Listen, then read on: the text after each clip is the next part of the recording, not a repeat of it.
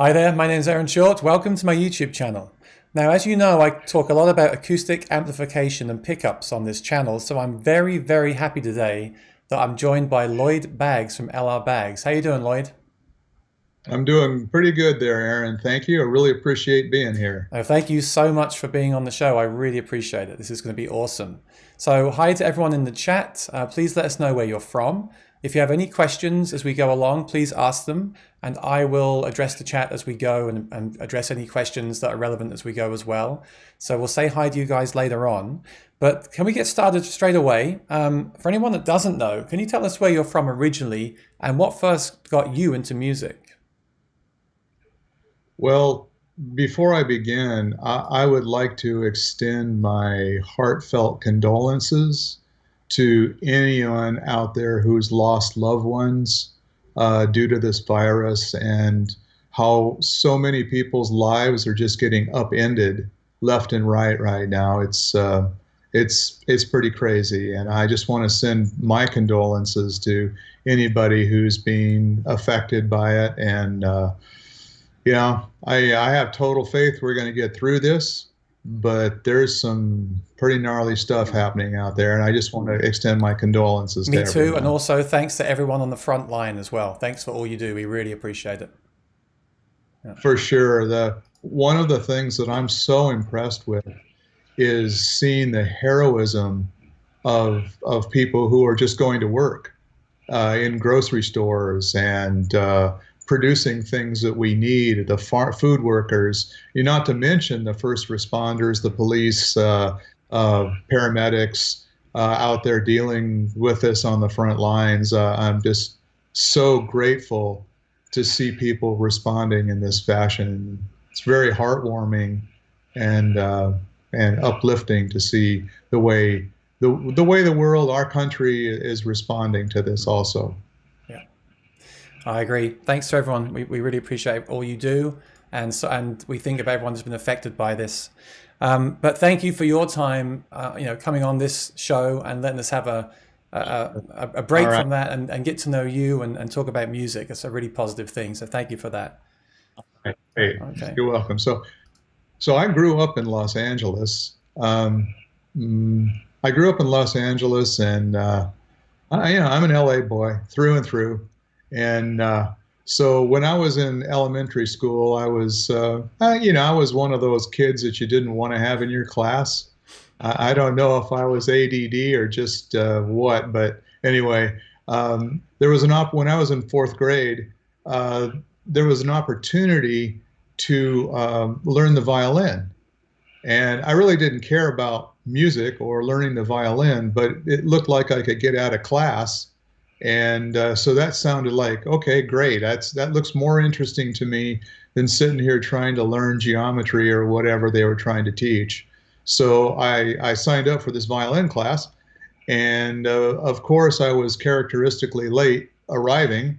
And the only thing that they had left, all the violins were gone. And the only thing that they had left was one cello bass. And since I figured I had to walk home from school with either one, I chose the cello. So I just defaulted to the cello. And my parents didn't know anything at all about this. And, I walked home with this thing and they're going, what the heck is that? But I did show some aptitude for it. And pretty soon, I was in the school orchestra and I was showing some aptitude. This was fourth grade. So by the time, I got lessons pretty quick. And by the time I was in junior high, I was in some of the Southern California youth orchestras, which was kind of an interesting experience. And and then by the time I got into high school, I had auditioned for a guy by the name of Joseph DiTullio, who was at one time he was the principal cellist at the LA Phil, and then currently he was the principal cellist at 20th Century Fox. And I asked him one time why he left the Phil, and he said, "Well, the movies are pay twice as good." So he was doing that, but he was a marvelous cellist and a heck of a teacher. And so I auditioned for him and got a spot with him. And so by the time I was in high school, I was actually in the UCLA Symphony. And so at the time in Los Angeles, there were two paths to becoming a professional musician in the classical world. One was Young Musicians Foundation, or YMF, and at the same time, UCLA was trying to compete with YMF, and they had recruited a this guy by the name of Meli Mehta, who was Zubin Mehta's father and was the founder of the Bombay Symphony. So anyway, UCLA brought in this big gun, and they wanted to compete with YMF. So anyway, I went, that looked really interesting to me. So I auditioned for that orchestra, got a spot in a section of like 16 cellists. It was a big orchestra, and continued in that vein. Um, the thing that I remember the most about the UCLA Symphony was how bloody frightened everybody was of Meli Mehta. This guy knew every note of every major symphony by heart. Wow. And during rehearsals, we would have 2 3 hour rehearsals a week. And during these rehearsals, if you played one wrong note, you'd hear this tap, tap, tap, tap, tap, tap with the baton on his music stand. And he would take that baton and point it at you and say, that was a B flat in measure such and such and such and such. You played a B natural. Get it right. And there you would sit with this baton in your sternum and everybody looking at you. So I got really better really fast. And that guy was an amazing guy. Just he was like, I don't think he was 5 foot tall, but the ground rumbled wherever he walked. He was just amazing. So that was how I got into music, into music. I had a music teacher like that as well. I mean, she was great, but very strict. You know, you must do this, you must do that. There was a piano teacher, and that's why I then moved into guitar. I kind of rebelled against that and went to the guitar. You know, Well, that's a great story. So, I'm curious then. I mean, you're known as one of the biggest guitar pickup manufacturers in the world. So, where does the guitar factor into this story? oh, well, I would have to give credit to my love affair with the guitar to Christopher Parkening. He was, if you guys don't know who he is, he's probably the #1 classical guitar musician on our planet, heir to Segovia. And but I was a fly fisherman from an early age because my dad liked fly fishing. So we would go to this place up in the Sierras, and I met Chris when he had just been playing the guitar for about 6 months. And I was like, dang, man, that looks like fun. Dad, can I play the guitar? He goes, nah, that's not a real instrument. But anyway, Chris and I went on to become really good friends, and we would fly fish together. Chris taught me or introduced me to tying flies and introduced me to some fishermen people in Southern California, this group. And then also he helped me. He was a really accomplished fly fisherman. This guy, like anything he did was just, he was like one of those guys that, you know, oh dang, anything he touches turns to gold, right? So, but anyway, I was happy to have him as my friend, and he taught me a lot about fly fishing. And so we would go to casting tournaments together and all kinds of stuff until we both kind of hit high school and started going in different directions. But I love the guitar because of Chris. So anyway, so fast forward to college. So by the time I had left by the time I was a senior in high school, I was the 4th chair in the UCLA Symphony. But my scholastics were awful. I was a real screw up, and I was more interested in high school in things like canyon racing, building canyon racing sports cars, fly fishing, and anything but school. So I didn't have a high enough grade point average to actually get into anything but community college when I graduated from high school. But being in the UCLA Symphony gave me a leg up in UCLA, and my teacher Joseph DiTullio was on the faculty of Occidental College.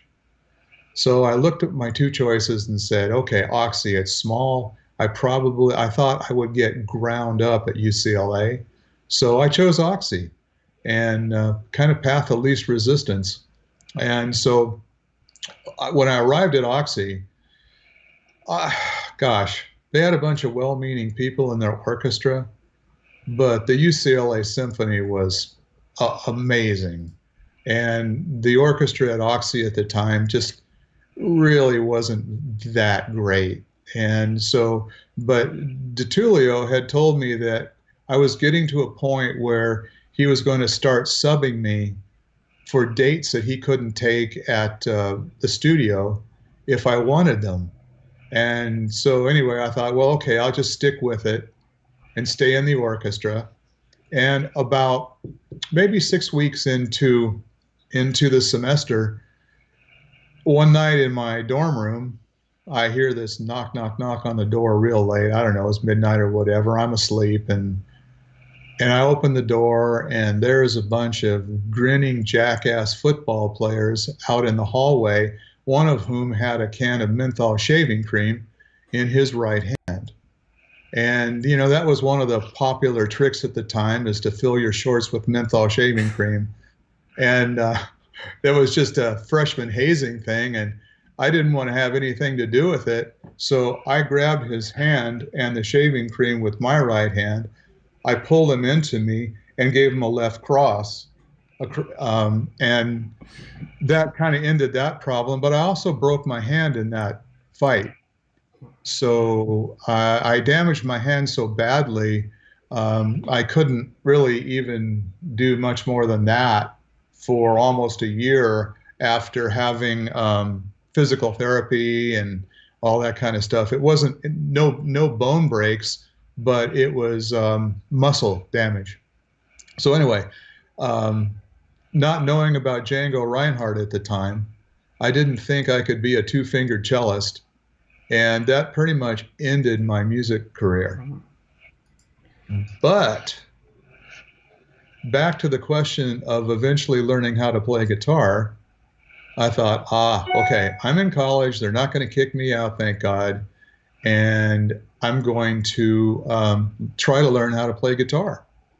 And my dad would be okay with that because it was rehabilitation. So I bought this cheap guitar and went to learning how to play classical guitar. It was soon apparent to me that I could not translate fourths into fifths or fifths into fourths. I mean, can you believe multi-instrumentalists? I don't know how they do it. I know. I But often wonder about that. Are they born? Are they just born and they can play anything, or they work all those instruments? So it always amazes me. yeah. So anyway, it was soon apparent that I really sucked at it, and I gave that up. But here I was in college, not quite knowing what to do. And one day the dean of men, who was a wonderful person, took me aside and said, "Lloyd, what do you really want to do? What do you like?" And I said, "Well, my other passions is art." He said, "Well, why don't you do that?" So anyway, I switched into art at that point and ended up graduating with a degree in art, in fine art printmaking and photography. So that's kind of how I made the switch into art, which was a real important thing in my life. Hmm. But anyway, that's how I kind of got into music. And so anyway, fast forward again. So anyway, I get a job. I get a job in right out of college. I actually got a job at the preeminent graphic editions atelier in the United States called Gemini. And Gemini were producing limited edition graphics, like you see the 1/50 kind of thing in art galleries. They were producing Andy Warhol, Lichtenstein, Rauschenberg, Jasper Johns, Sam Francis, all the big dogs. And it was another one of those amazing environments, like being in the UCLA Symphony, where everybody's game, these guys were the guys, there were about 10 printers there, and they were just all monsters. It was like playing with the Lakers or something. And so that was another eye-opening opportunity for me. And so I actually went on and in this career, I was getting a little antsy. I wanted to get out of LA. So after about a year there, so I got a Ford Foundation grant to study lithography at the Tamarind Institute in Albuquerque. And again, that was kind of like going from the UCLA Symphony back to Occidental's orchestra. And so after a while, I decided I'd come back to Los Angeles, where I became a personal assistant to Sam Francis's personal printer in his own workshop. And that's where I met Ry Cooder. This was number two kind of angel influence in getting me into the career that I now have. So here I am, and here I am up. I'm living in. So then I got asked to become the acting master printer at a place called Editions Press in San Francisco, and we were doing a lot of the Mexican masters, Tamayo, Zuniga, Cuevas, a lot of those guys. And so I was the acting master printer, kind of workshop manager there for 4 years. And while there, I was still trying to play guitar, and kind of because of Ry and stuff, I was trying to play the blues. And once again, I sucked at it. But as a kid, I loved playing. I loved woodworking too. So there was this guitar store in Berkeley called Lundberg's, owned by John Lundberg. It was, oh man, it was just fantastic. Little hole in the wall. And he had all these beautiful vintage instruments, and I just go in there and drool. And so he had a policy, whereas if you bought a guitar for like $300 there, and you brought it back and wanted to trade it in on another guitar that was like $500, he would give you credit, full credit. And so that was cool. So I was doing that for a while, and I was buying a number of these cheaper guitars. And of course, my curiosity took over, and I decided, well, I wonder if I could modify these. And so I'd get inside the guitars and start shaving and hacking on braces and stuff, and improving them, right? And then, God rest his soul, I'd trade them back and get something better. And so I continued to do this until I had this pretty nice flat top parlor guitar. And one weekend I was just bored, and I thought, I think I'm going to take the finish off this guitar and refinish it, because it's just I didn't like the finish. And so I got the finish off, and there it was, wood. It was wood. I could relate to wood. And when I was a kid going into these cello repair shops and stuff, I was just enthralled by their tools and the smells of the varnishes and stuff. And so I thought, okay, wood, I think I'm going to build a guitar. So I found this guy in the city who was making guitars for the Grateful Dead. Forgot what his name was, but anyway, he had some wood, and I bought some wood, and a couple of tools, and the only book that was available on making guitars at the time, and went at it in my garage in Berkeley. And it's a testament to glue that it's still together, but it was kind of an ugly duck. But about halfway through this guitar, I just knew this is what I wanted to do with my life. And Ry was going to buy one. I remember it was like I had this poof. I'm going to do this. Ry's going to buy this. This is my career. Go. And so when I finished the guitar, oh, this is a good story. The day, so I was still working full time at Editions when I was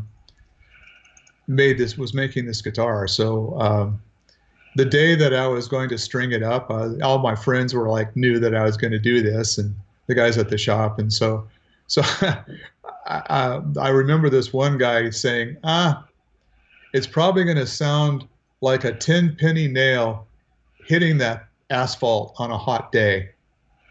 And so that was my encouragement going to string it up. But it was actually a carved top because I had traded up to this beautiful Washburn oval hole original Washburn from the 20s. This gorgeous oval holed sunburst.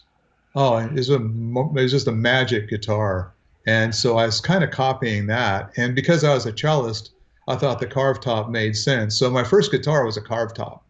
So anyway, I brought this guitar down to Rye, and he's like, "Dang, man, this is pretty cool.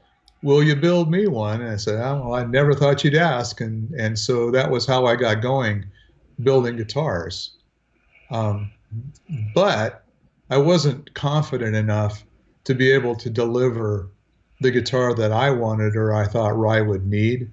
So I went back up to San Francisco and started thinking about how I could actually build a shop and stuff like that. But um, there was another graphic editions workshop in Los Angeles at the time called Cirrus Editions, and it was the other cool workshop next to Jim and I. They were like kind of down the street from each other. So Cirrus was a really happening place. And they just out of the blue one day, the owner of Cirrus called me at Editions and asked me if I'd like to come down and be their master printer. And I said, haha, you bet. And because I wanted to be in LA and I wanted to be building guitars down in LA. So I said yes. And I took that job at Cirrus.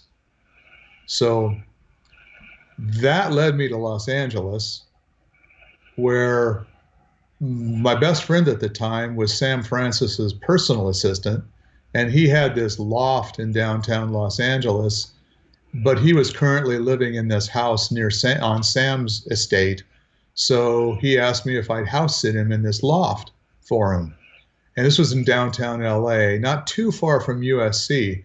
And I love this loft. It was awesome. And he had a neighbor that had I was in a third of his place. One third was his living, one third was a workshop that he had, one third was another small apartment where I was.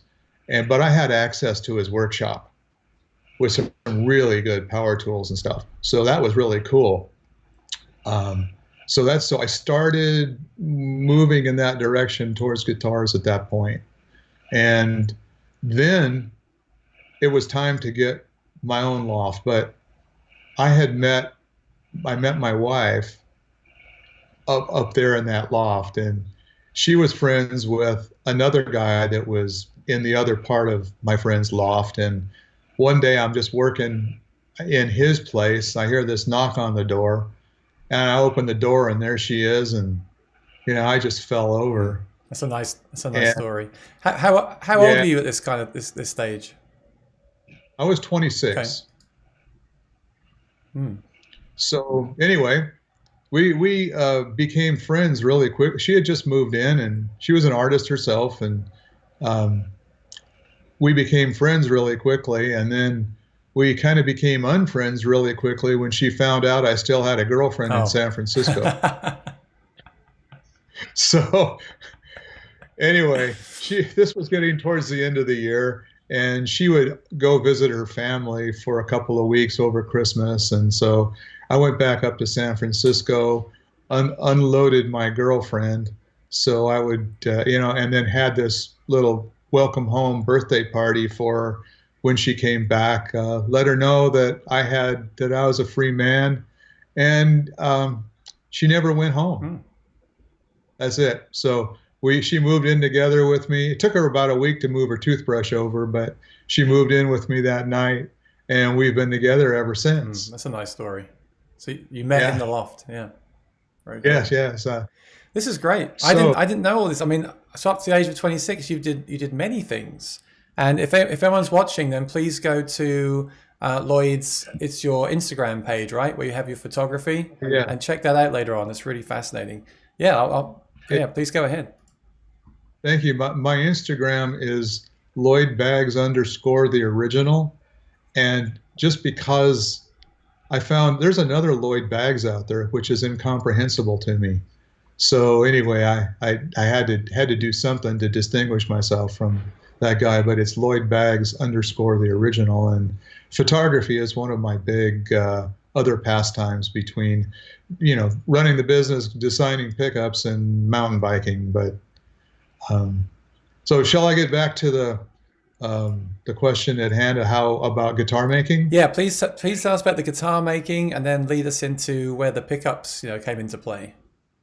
Okay. So anyway, I set up a workshop. I got my wife and I found because we were in the arts, we were in the loft environment. So I was able to find a loft at Pico on on Pico at Olive, which is now about a half a mile east of the Staples Center, and moved in there and built a loft and workshop in this old fire station. It was the second floor of this old fire station right on Pico Boulevard, and it was fantastic. So I started my guitar making workshop there, but I didn't really know much about making guitars. I was eager to learn, and so I found this.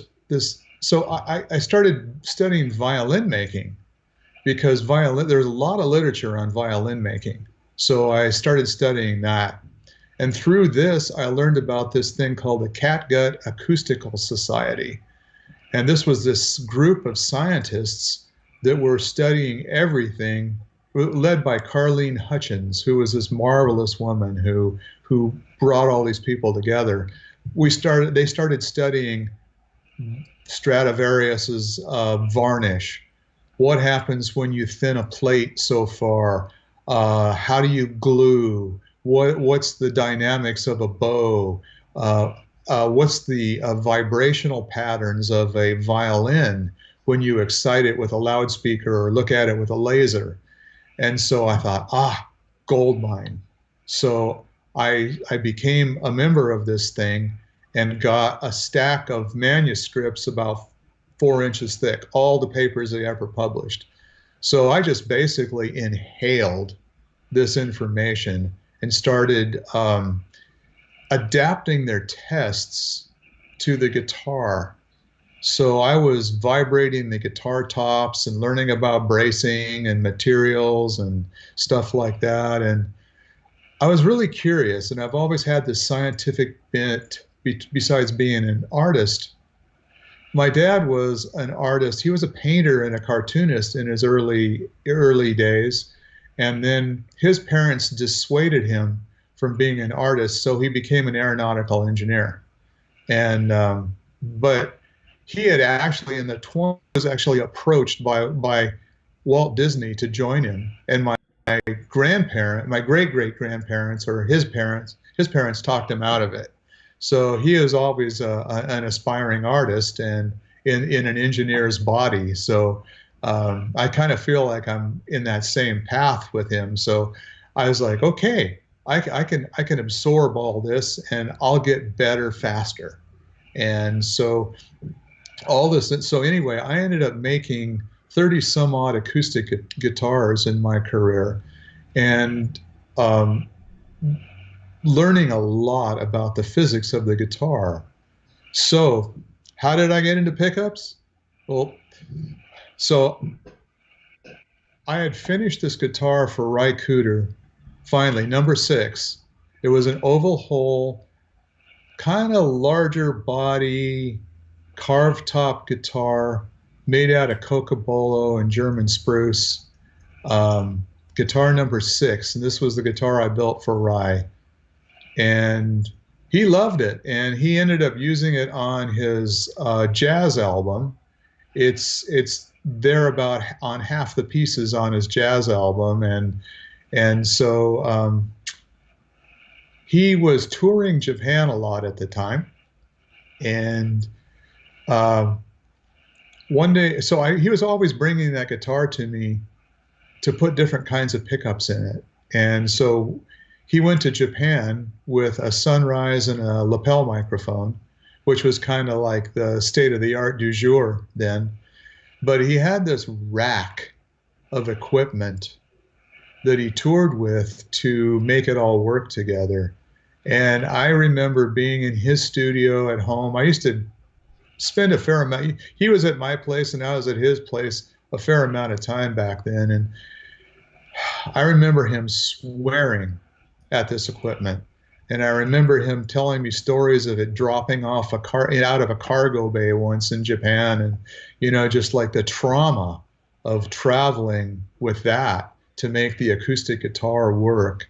And that experience with him has been pretty much the guiding principle that his trauma and difficulty amplifying his instrument was really the key driving factor in our direction of simplifying it, making it fun and painless, that we still have to this day. So back to how did I get into pickups? That wasn't it. But he came back from Japan one time and he says, Lloyd, I was a guest at the Takamine factory. His wife's good friend was Mr. Harada's personal secretary, so who was the founder of Takamine. So he said, I think they might be copying this guitar. I never let it out of my hands, but I wouldn't be surprised if they weren't copying it, because there was a lot of professional looking cameras in the audience. So 6 months later, he's working on Bop Till You Drop, and I get this call from him one afternoon and says, hey, Lloyd, I've got something pretty interesting I think you might want to see down at Warner Brothers. You want to come down? So I said, sure.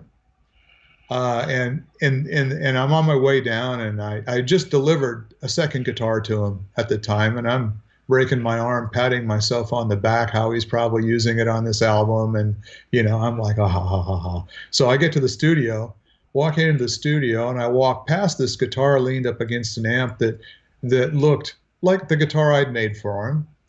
And then he says, hey, come in here. So he brings me into the control room of Warner Brothers and plays me an instrumental track, his acoustic guitar track off of one of the songs. And here's these big soffitted monitors at Warner Brothers, a pair of Westlake Audio, and has like these massive speakers. So he plays this track for me, and I thought I was hearing God for the first time. Like my jaw just hit the floor, and I went, dude, how did you do that? How did you mic that guitar? And he goes, well, that's what I wanted you to see. Do you remember when I told you I thought Talk might be copying your instrument? I said, yeah. He said, well, they did, and that's it. It's pretty. Wow. Yeah. So it took me a moment to collect myself, and I gotta say, I was the weirdest combination of excited, intrigued, curious, and pissed I had ever been in my life. And so, but then he showed it to me, and sure enough, it was a pretty dead-on copy. Acoustically, it wasn't that great, but the pickup, that new pickup they had at the time was phenomenal. What year was that? That was 1978. Okay. And so that was that big pickup that Ricky Skaggs was taking out of those big carve tops. And the thing was about weighed as much as a railroad tie. The thing was huge. It was this half-inch piece of aluminum that was hung down under the dots, those little pearl dots in the bridge of those Takaminis. That was a big screw that went through the top that held that thing up underneath it. and it pretty much destroyed the acoustics of the guitar, but amplified, it was pretty cool. And that was the one that Ricky Skaggs had been taking out of Takamini's and putting in old Martins. Oh, Uh, really? Because yeah, they still they still do that, right? Like the pickup is kind of built into the bridge of the guitar, and I think like the Maiden AP5 is like that too. It's like built right into the guitar, and that's quite it's quite a big hefty thing. Is there, that there, same there are, design? yeah, there are a number of there are a number of makers that still do that, and Takamine, I believe, still makes a model of this, but so that was that was an interesting experience, and so I thanked him. I thanked him and left after a while. And I remember sitting out in my car for about a half an hour after that, just alternately fuming and alternately being excited and elated. And I was already at that time I was already not particularly happy with putting finishes on guitar and the toxicities and things like that. And I'd kind of thought about becoming a guitar company and didn't know how to do that. And so I remember just being out there sitting in it was actually my wife's old 68 Mustang. There I was sitting next to Warner Brothers, and I just went, dang, this is where acoustic guitar is going. I'm going to get those bastards and I'm going to play. And that was not a very noble, idea at the time. Revenge isn't really that great of a motivation, but I was pretty pissed. And so I thought, okay, I'm going to do this, but I didn't know how. But so right after that, just shortly after that happened, um, Rye and I went to Rye's wife arranged a meeting with me, Rye, and Mr. Harade at the NAM show at the then Disneyland Hotel where it used to be. So Rye and I traveled down there in my old beat to crap '59 Chevy step-side pickup truck, which I'm amazed to this day that he had the faith to even get into. And looking back on it, I'm going, oh my God, I was shepherding Ry Cooter through the freeways of LA and back in this beat the heck old truck. Um, and anyway, we had this meeting with Mr. Harade. And so my wife's Japanese.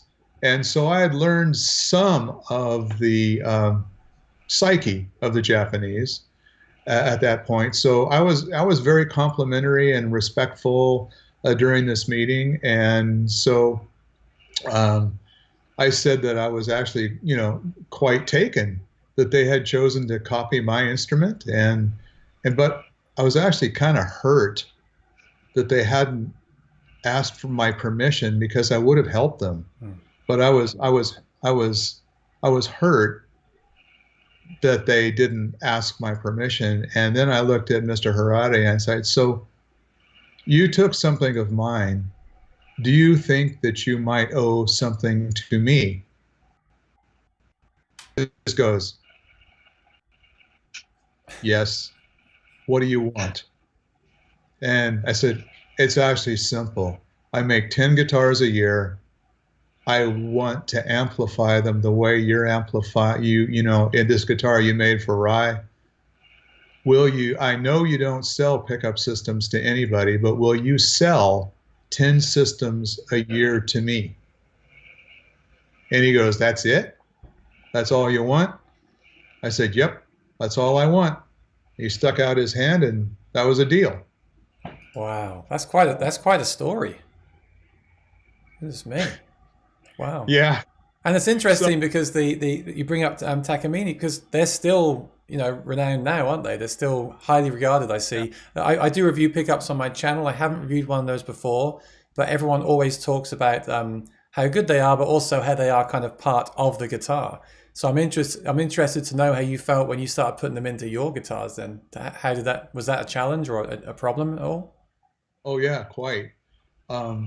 But speaking of Takamine, we're now good friends, and we've done some projects with him.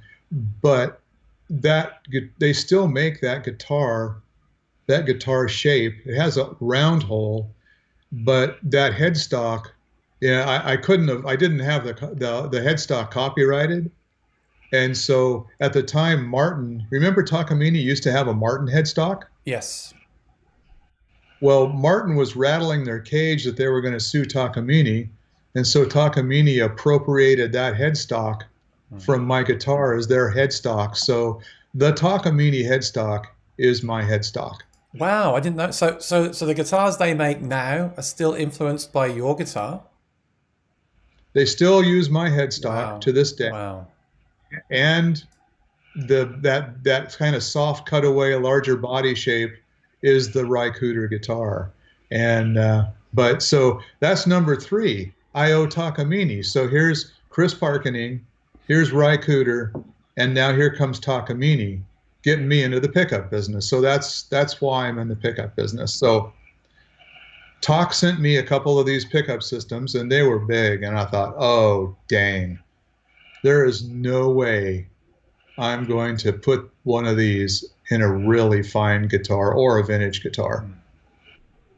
So that's where I got to work. And I couldn't find piezo. I didn't know how to find piezo at the time. So what I was doing was I was buying Barkus Berry hot dots and scraping the epoxy and stuff off of them to get to the piezo.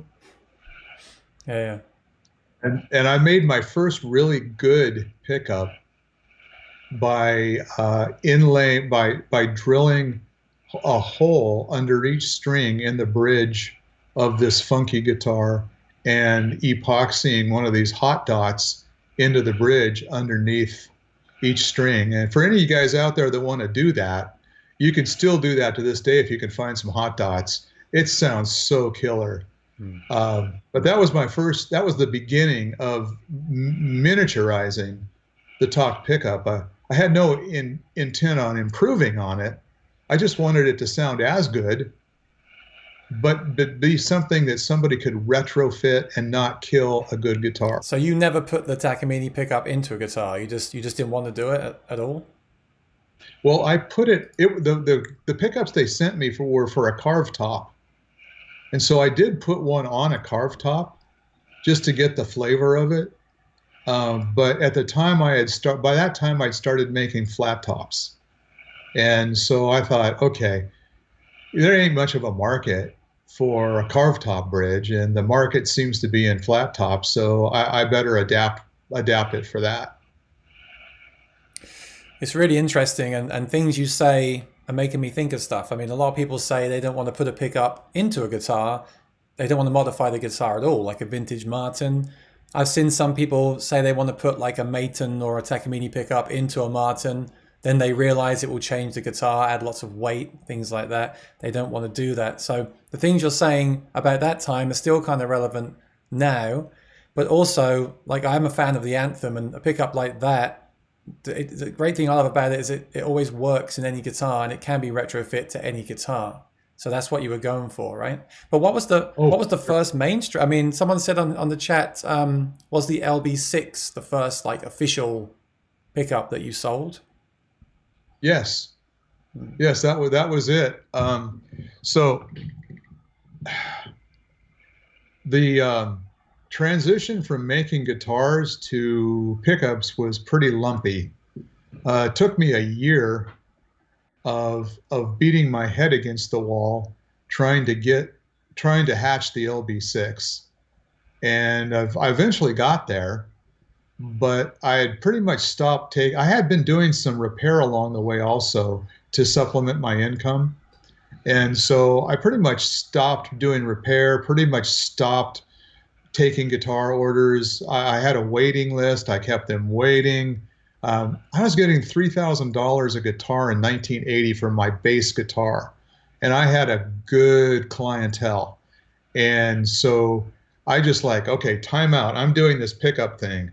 So um, I just went black for a year. And when I kind of came around I almost gave up on the pickup, and then my wife told me the story of Charles Firestone, who was trying to learn how to vulcanize rubber, and he was almost ready to give up, and his wife talked him into doing one more try. He grabbed a pot off of her stove. It worked, and it turned out there was something in that pot he hadn't cleaned out that she had cooked earlier that was the secret. So I kind of sucked it up and continued, and then came out with the LB6 and started selling it to my I'll just clients. show this on the screen. This is one of the guitars. Let me get it in focus. Oh yeah, that was my first Yeah, classical. there you go.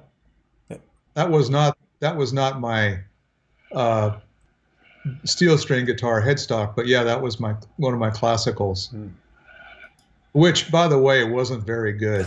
Building a classical, building it looked all right, but building a classical is a whole nother league of difficulty than steel string guitar. But anyway, so I came up with a pickup and started selling it to some friends and some of my clientele and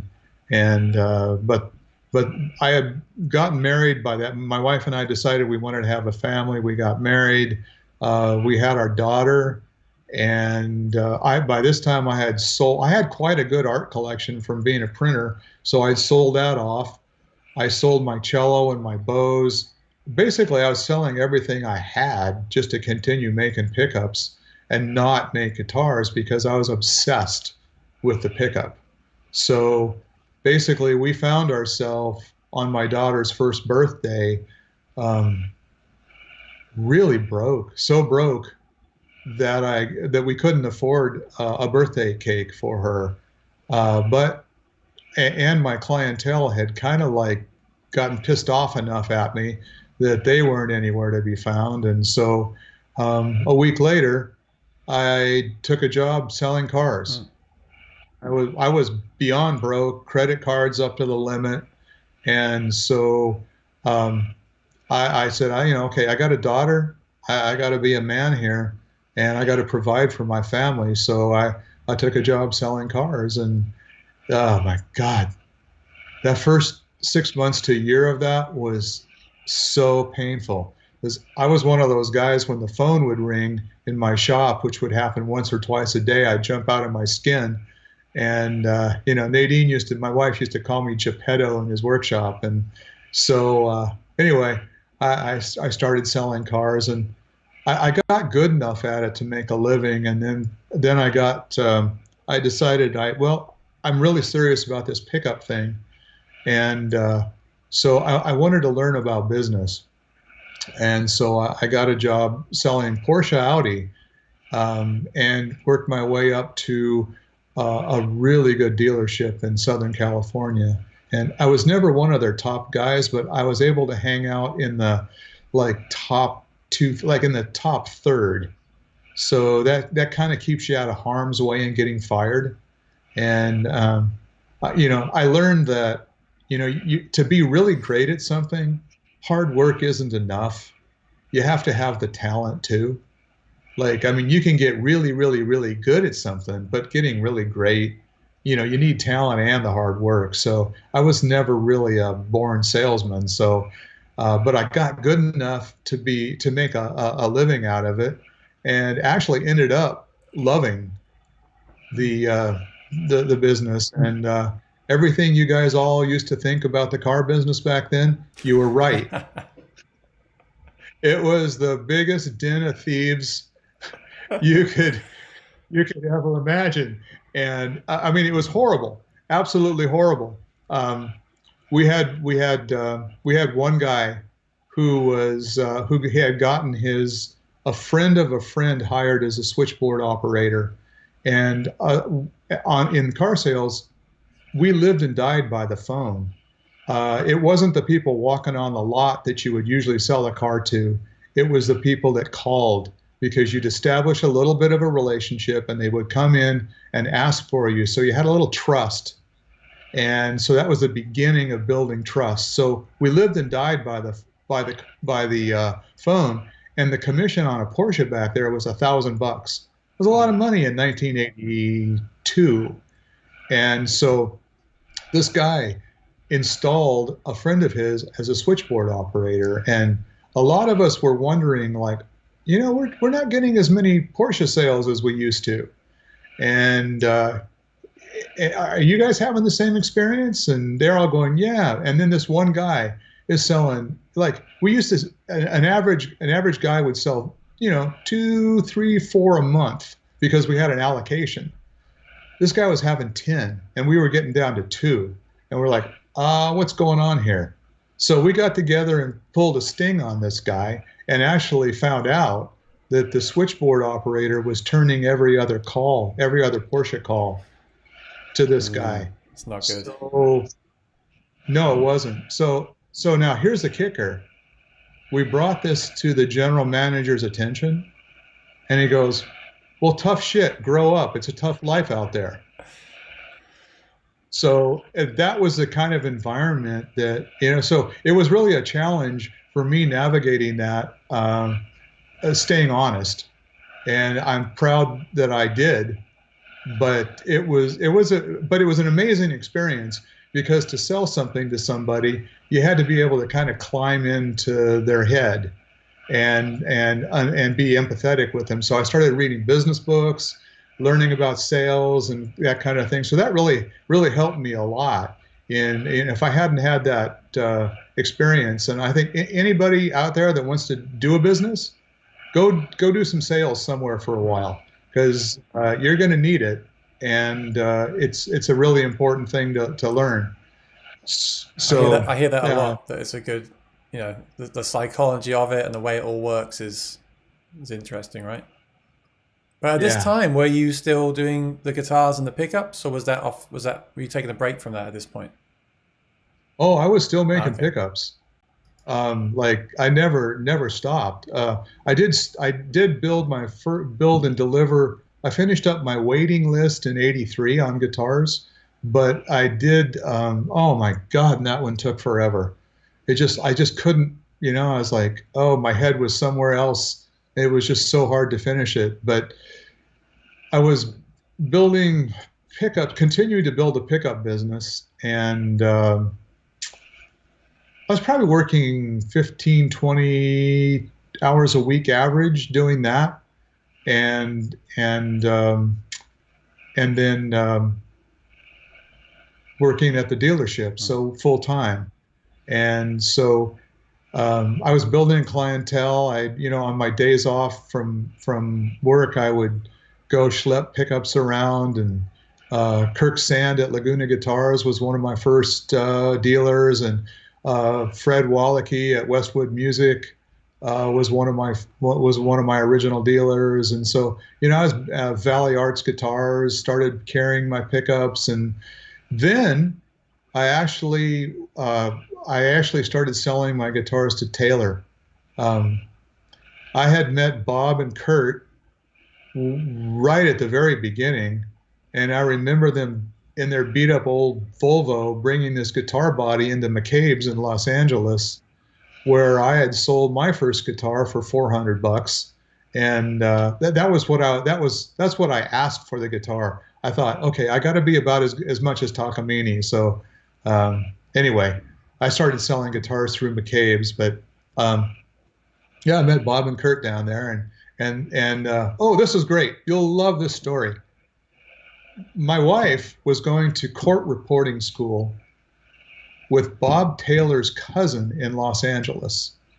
So my wife helped support us during this time as a legal transcriber. She could never quite make it to be a court reporter, but she became a legal transcriber. So anyway, she met Bob Taylor's cousin and became pretty good friends with her. So one day, she and Lori were discussing each other, just their life. And Lori said, "Oh, your husband's a guitar maker." "Yeah." "Oh, well, my cousin's a guitar maker too. His name's Bob Taylor." Now this is 1987, 88. "His name's Bob Taylor, and he says he's going to be the next Martin." She came home, told me that. We had a good laugh. And guess what? Bob went and done it, man. You should never, ever, ever, ever underestimate I anybody. love this. Sorry, I love this story right now because it's very inspiring. Because when I think right now of Bags pickups and Taylor guitars, I just think of these huge successful companies that are kind of untouchable. And I love when you bring it down to the fact that he was, you were shopping things around from your car and trying to grow the business. We forget that this stuff happens. Well, I do. It's great to hear firsthand about that. I picture it in my head.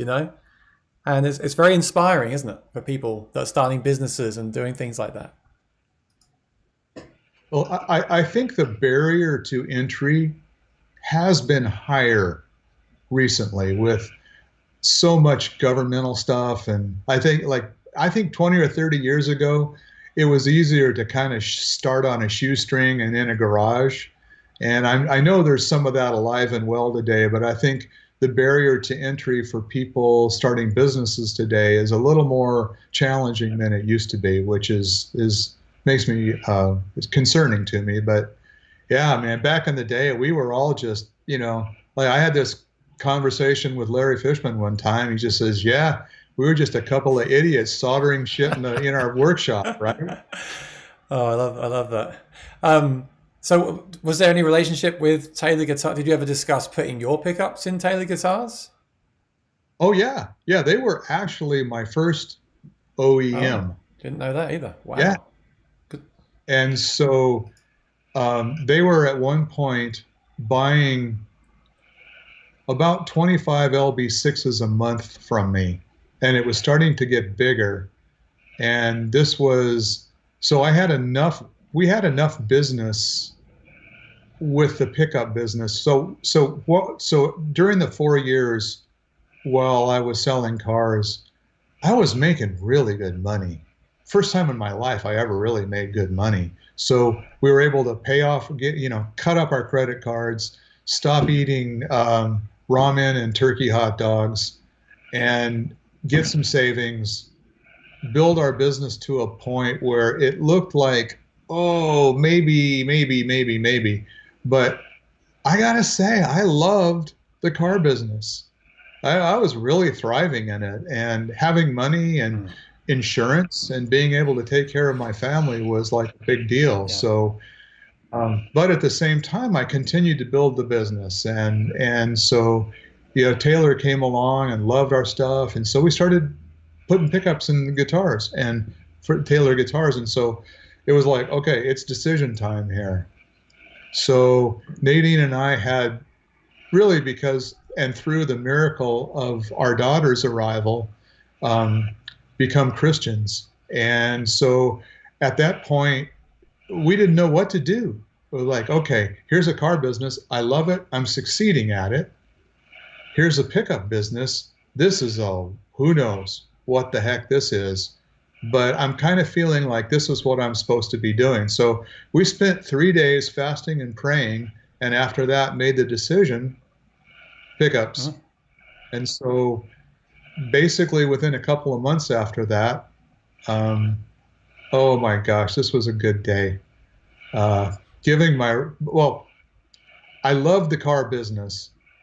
And during most of my tenure as a car salesman, Circle Porsche Audi had this wonderful general manager named Brad. He was just great. The crew was awesome. He was great. And then he got in a fight with the general manager. And the one thing about the car business is you don't give notice. You're like gone. You're there or you're gone. There is no middle ground. You do not give notice. So one day Brad got in a rather heated argument with the general manager. General manager fired him.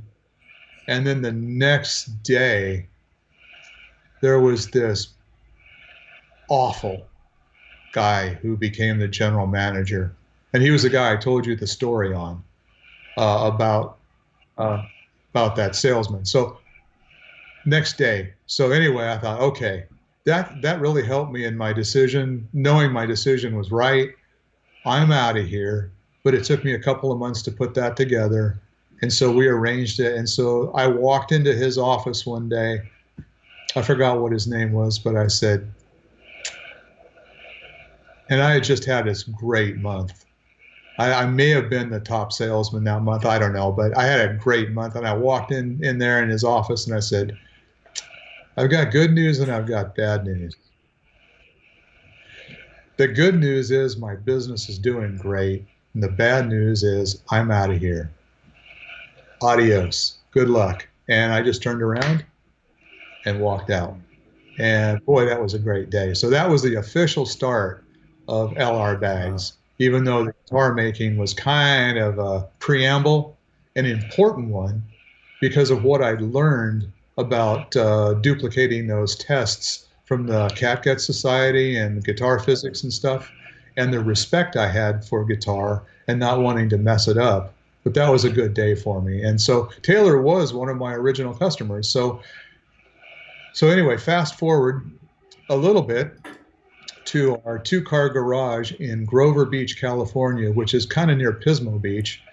And we chose that because my wife's sister lived up there and she already had a family going. And we wanted to raise our kids in a close kind of a Asian style family where the, cousins are close. And my family, my family was just, a bunch of wild, never talked to each other rednecks. So, and we never got together with any of our other family members. And so I really loved the close family my wife had. So we moved up here and started our LR Bags official in this little garage in Grover Beach, and with Taylor as our keystone company customer.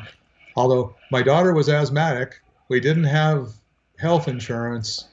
It was a pretty scary time. And then came what we called we had one employee at the time, and then came what both my wife and I called the Black Summer of '87. And during the time leading up to that, we had both said, there are times in our business leading up to that where we had both cried for various things, but we said, as long as we're both not crying at the same time, we'll go on. Then came what we call the Black Summer of '87. Our pickups started breaking left and right. Like, With yeah. So the LB, this is the LB6 you're talking about? Yeah, Yeah. LB6. So LB6 was this like chassis with this crown screwed, like glued to it. And the Taylor guitars had a pretty steep string angle. And so this epoxy wasn't holding anymore, which was really odd. So we were trying to figure out what the heck is going on. And the epoxy was failing. And so I was calling the epoxy company and saying, hey, what's going on? This is failing. Help, please help. Oh, well, is your catalyst, what's your catalyst pull date? What's your epoxy pull date? Da, da, da, da, da, da, da. Couldn't find a thing. So we were, for a while, for 3 or 4 months, we were sending out more pickups than we were selling as replacements. They were starting to break left and right, and we didn't know what was going on. It was horrible. And then, I will never forget. Another day I could never forget is Bob Taylor called me up one morning and said, Lloyd, this breaks my heart to tell you this, but we can't continue. You've just got too many failures. And I'm really sorry to do this to you, but we got to go with Fishman. I'm sorry. And I was just, so that was rough, but that wasn't quite the bottom of the barrel.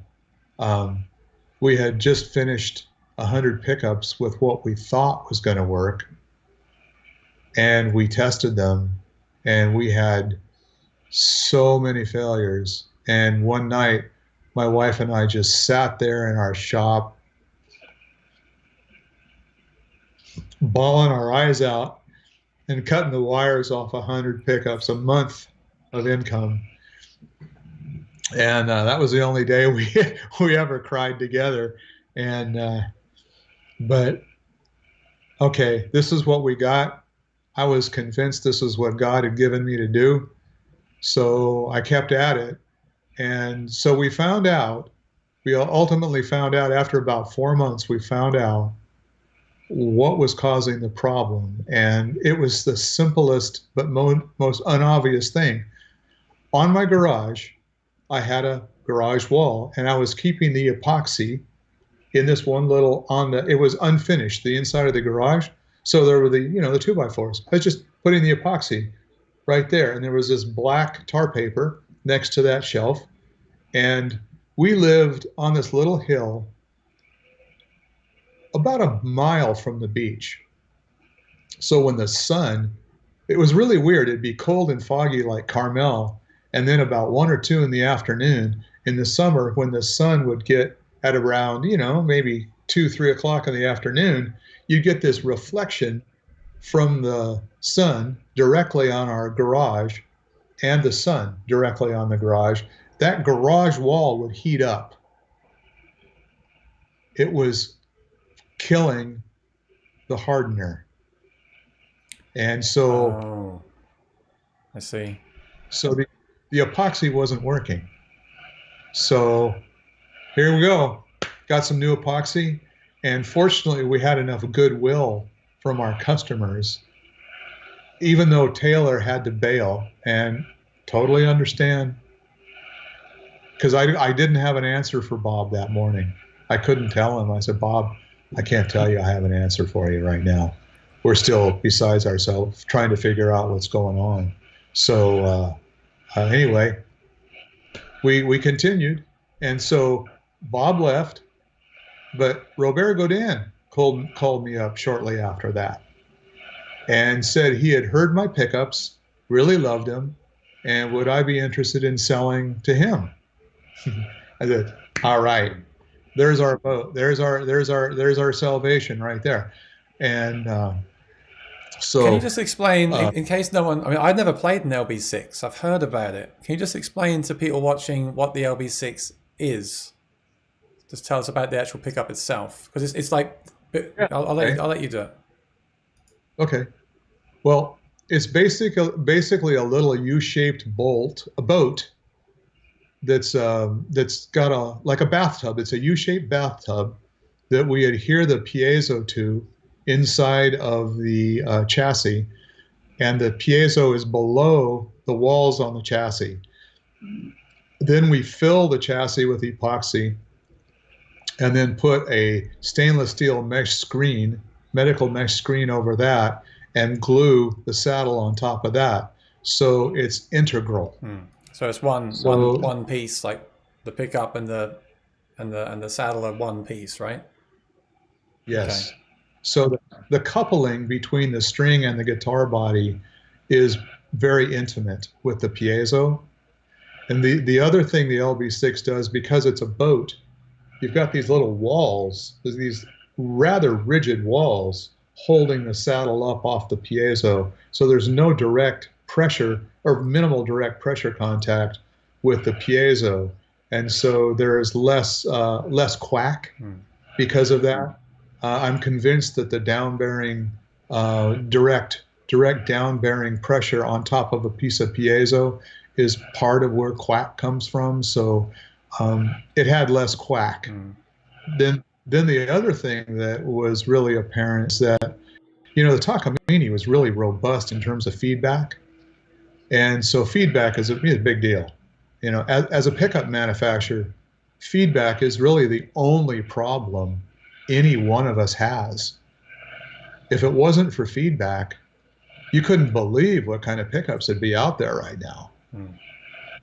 It's like feedback is the one and only obstacle to amplifying an acoustic guitar live. So I had been learning about phase reversal and things like that. So in the LB6, I didn't want to kill, it's like baby, you don't want to throw out too much. Baby is the sound that you want. Feedback is the bathwater. So you don't want to throw out too much baby with the bathwater, right?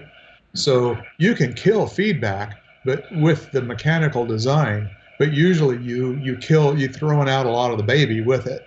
So and phase reversal of the elements within the pickup is one of the ways that you can do that. So I didn't want to be absolute, so I chose a ratio of 2 to 4.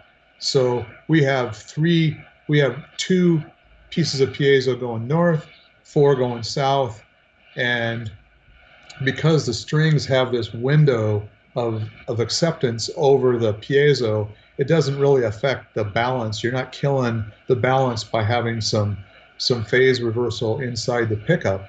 So that was one of the improvements that I made to that craft.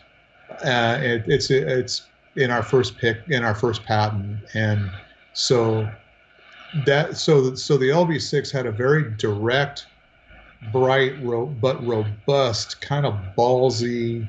It has its own sound. I wouldn't say it was particularly accurate, but a lot of our first, I think it was a lot of people think it was a pretty good improvement to what was out there at the time. So that's when we started attracting people like Godin and a lot of pretty good artists. Kathy Mattea, a lot of the country guys, um, that kind of thing. I think James Taylor used it, didn't he? Yes, he did, and I don't know if he still is, but yes, he used it for years. Jim Olson used it as his pickup of choice, and um, yeah, we were starting to gain enough. We were starting to gain enough business and momentum that I was actually able to get health insurance for us and our daughter, and so we had a nice little business, and Robert was like that was a huge for us. Okay, so the LB6 was that was a real breakthrough, and Yes. I'm just thinking in my own head. I'm curious to hear later because I know now the Anthem must be one of your biggest selling products now, right? Yes. I'm interested to hear about how you went from that design to the Anthem design later on. Yeah, we'll get to that. So what happened next then? You had the LB6. You were selling a lot of them. What was the next thing? Yeah. Well, it occurred to me that I needed a preamp, and so at the time, well, this is great. At the time, there was a preamp called PASAC, pre-amplified split signal contour. It was out of Australia, and it was the first really good outboard acoustic guitar preamp out there. And so I was using these things and recommending them with our pickups and trying to develop my own preamp. And I had hired James Demeter, who I knew from LA at the time, to develop our first preamp, and which was called the Line Box. Is this the one? Yep. That's their belt clip version. Their first one was a floor box about the size of a TC reverb or chorus. I asked Chris Martin at one of his events, what was the first acoustic guitar pickup? And I think he said it was like a sensor in the guitar with a huge box on the floor, and it cost as much as the guitar did. Could that be this system? Possibly, right? I don't think so. I think he's talking to the Frap. Made by Arnie Lazarus, who was actually a real rocket scientist, and that thing turned into the Talisman, and that's what the Talisman is today. And it's basically the same. It's pretty expensive. They're two pickup system and box. I think it's about $600. It's a marvelous thing, but that was probably the first. I think the first acoustic guitar pickup was probably made by Barkus Berry, and those kind of things. And then the first good one was the Frap. So the LB6 was passive, so people were just plugging those straight into PA systems at the time. Yeah. It was pretty hot, so you could get away with it, but it sounded better with a preamp. So anyway, I was really hot on these, really hot on these preamps and really promoting them. So one of my early customers, and it was actually both Bob Dylan and Tom Petty were using LB6s on their joint tour, And so I got the call. I got this call from Bob Dylan's tech, who I think's name was Rourke, and if it's see if I had anything that they needed to know about, or would I like to come to a rehearsal. And I said, heck yeah. So anyway, I went to this rehearsal and brought this preamp, thinking, oh man, they're going to love this. This is going to make a really big impact. And so they plugged this preamp in, and it blew up their $3,000 Oh wireless system. no. That was not a high point. That was not a high point in my career. You've had a lot of So, challenges along the way, it seems, you know? oh, one or two. It's like yeah, it's like it's always like that. Any Yeah. business is two steps forward, one step back, and but so anyway, the LB6 was passive, and about that time I started realizing I needed a preamp for, especially for Godin's OEM guitars, and so I reached out to James Demeter, who I knew from LA, um, and he designed our first acoustic guitar preamp, and that went in the Godin guitars. That went in the what we called the line box, and along the way, a friend of mine suggested that if you wanted to sell more pickups, why don't you design a guitar around your pickup, kind of like you were talking about earlier. Um, and so okay, and I always had this heart for acoustic electrics.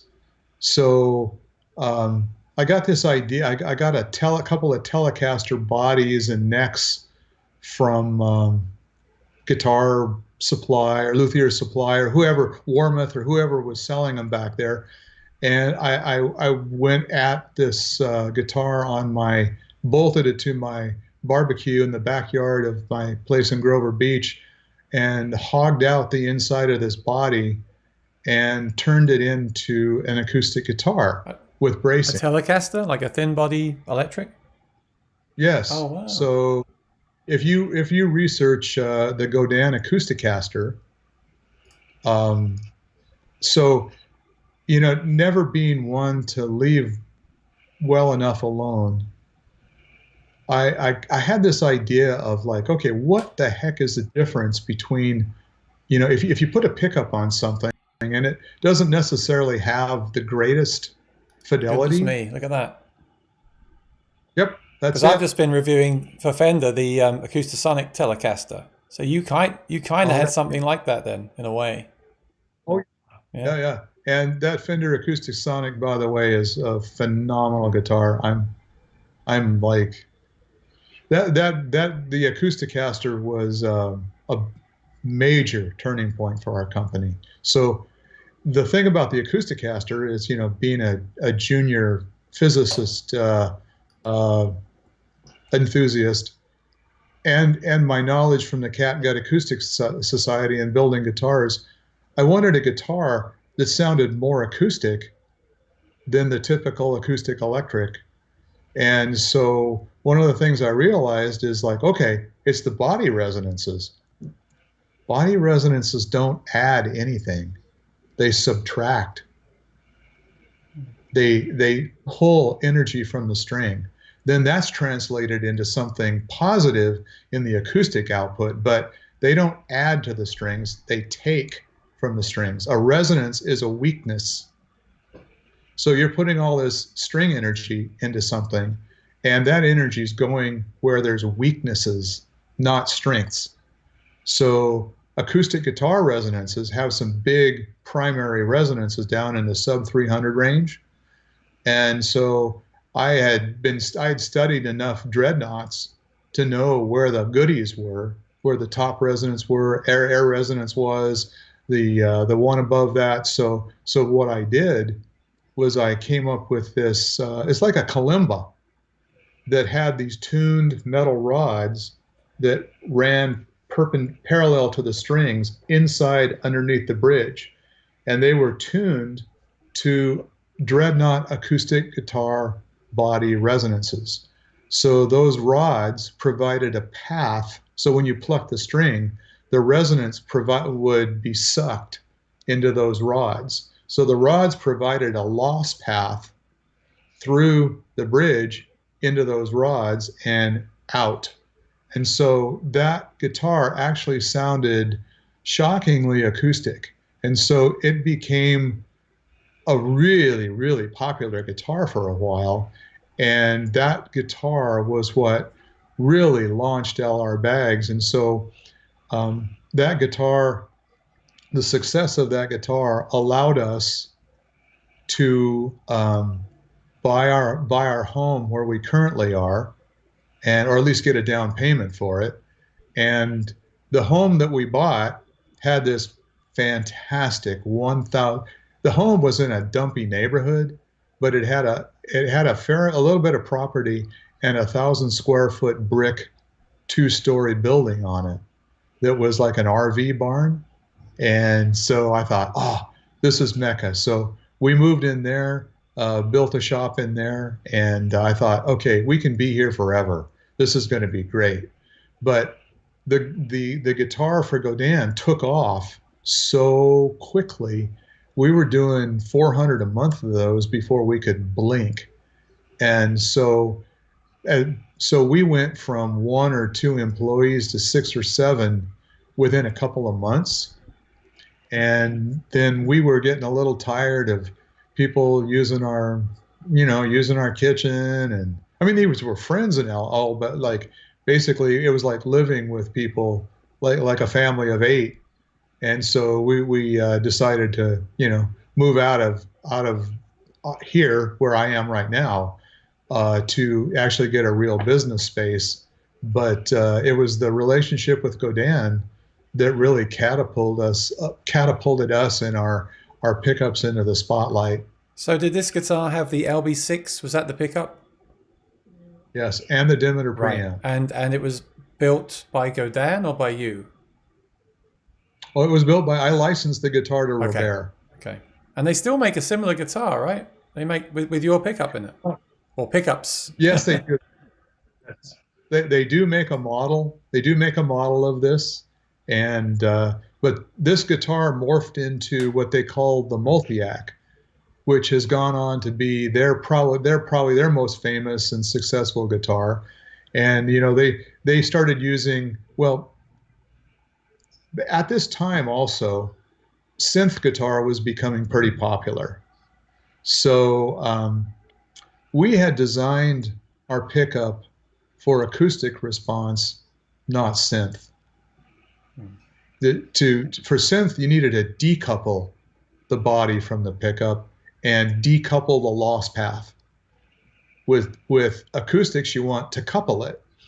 So at the time, we did do a synth guitar. We designed a synth guitar for Godin. It was the original LGX.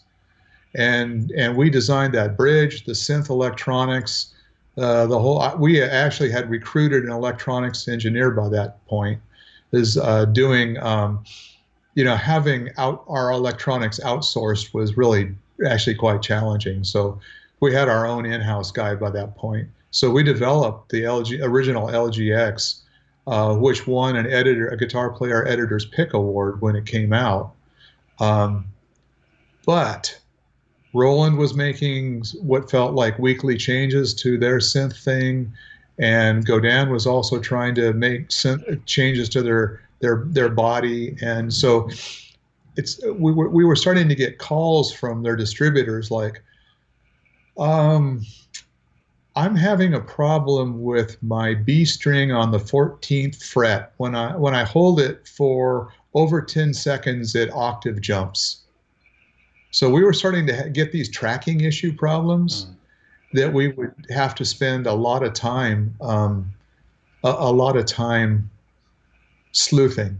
And we were end up spending about a third of our engineering time just trying to sleuth and improve on this thing. And pretty soon we just had to face the fact that our pickup wasn't designed to do this. And so, we had that hard conversation with Robert where I said, Robert, God bless you. I love you like a brother.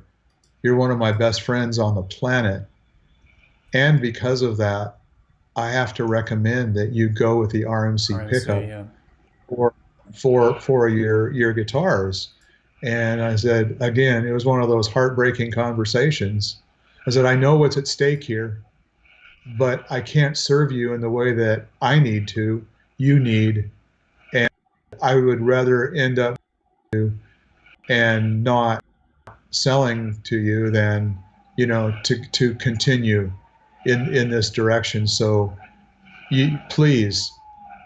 And so anyway, that kind of, that was, he was a big part of our business at that point. But, we still had we still had a pretty robust retail operation. So anyway, so Robert went with the RMCs. And just to close the loop on that story, um, Robert, so about 3 or 4 years, maybe 4 or 5 years ago, Robert's son, who was kind of, when I met him, he was like 12 and he was just a wild kid. And Robert was pulling his hair out with Simone. I really liked Simone. He and I just really got together. We always felt like kindred spirits because I was kind of a similar screw up in school. So Simone actually has gone on to become the CEO of the company. And our relationship, our friendship has continued. And I've continued to, I was at Robert's wedding with Janet, and I've been really good friends with Robert. And so anyway, but bringing us back in, so we started selling a lot more. I got a little internal temp too hot. Am I still on your screen? Yeah. Okay. So anyway, we started doing a lot more business with Godin and started selling anthems and all kinds of higher end stuff for their higher end guitars. And then they decided that McClish was getting a little old, and they were a little worried about the availability of his pickups, and so they asked us and a number of other manufacturers to design to if we wanted that business.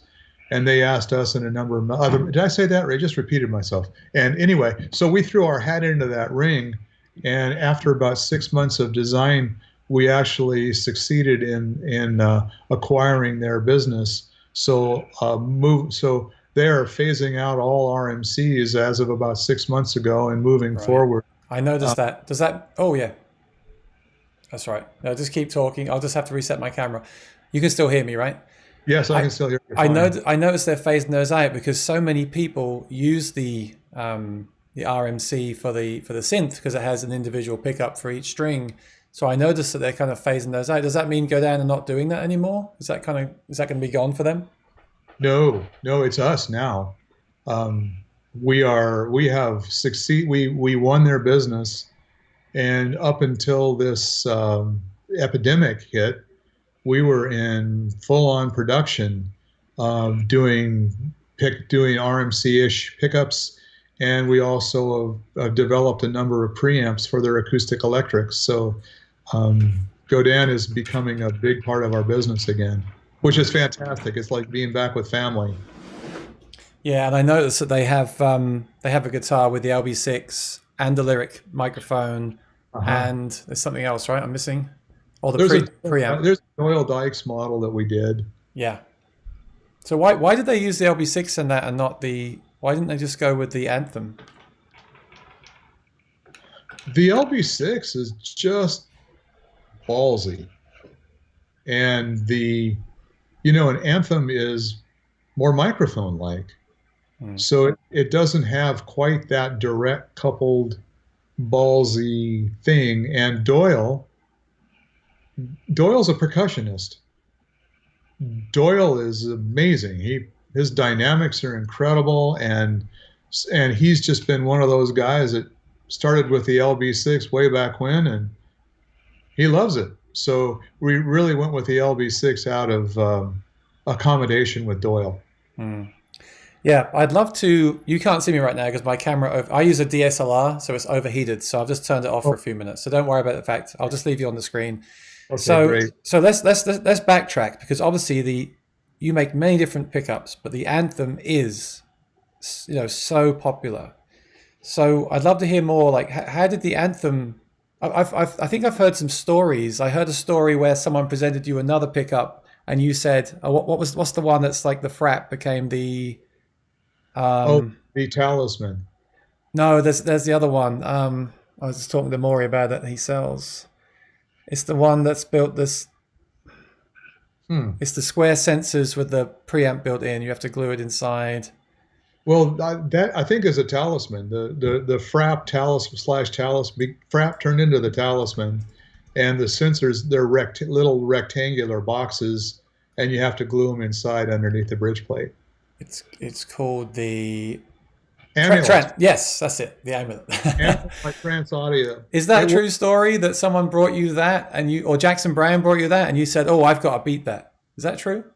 well, it wasn't quite like that, but one of my clients was Jackson building my. I built a guitar for Jackson, and he and I became friends back in LA. So we've, stayed in touch. And because he's a friend, I've thrown every stinking thing I've ever designed his way, hoping to win his approval or get good feedback from it. Um, so anyway, we crossed paths at one point and again, and he actually challenged me. And so and Jackson is one of the most amazingly beautiful, wonderful, gregarious people I've ever known. And he is a true altruist, and he's always trying to help people.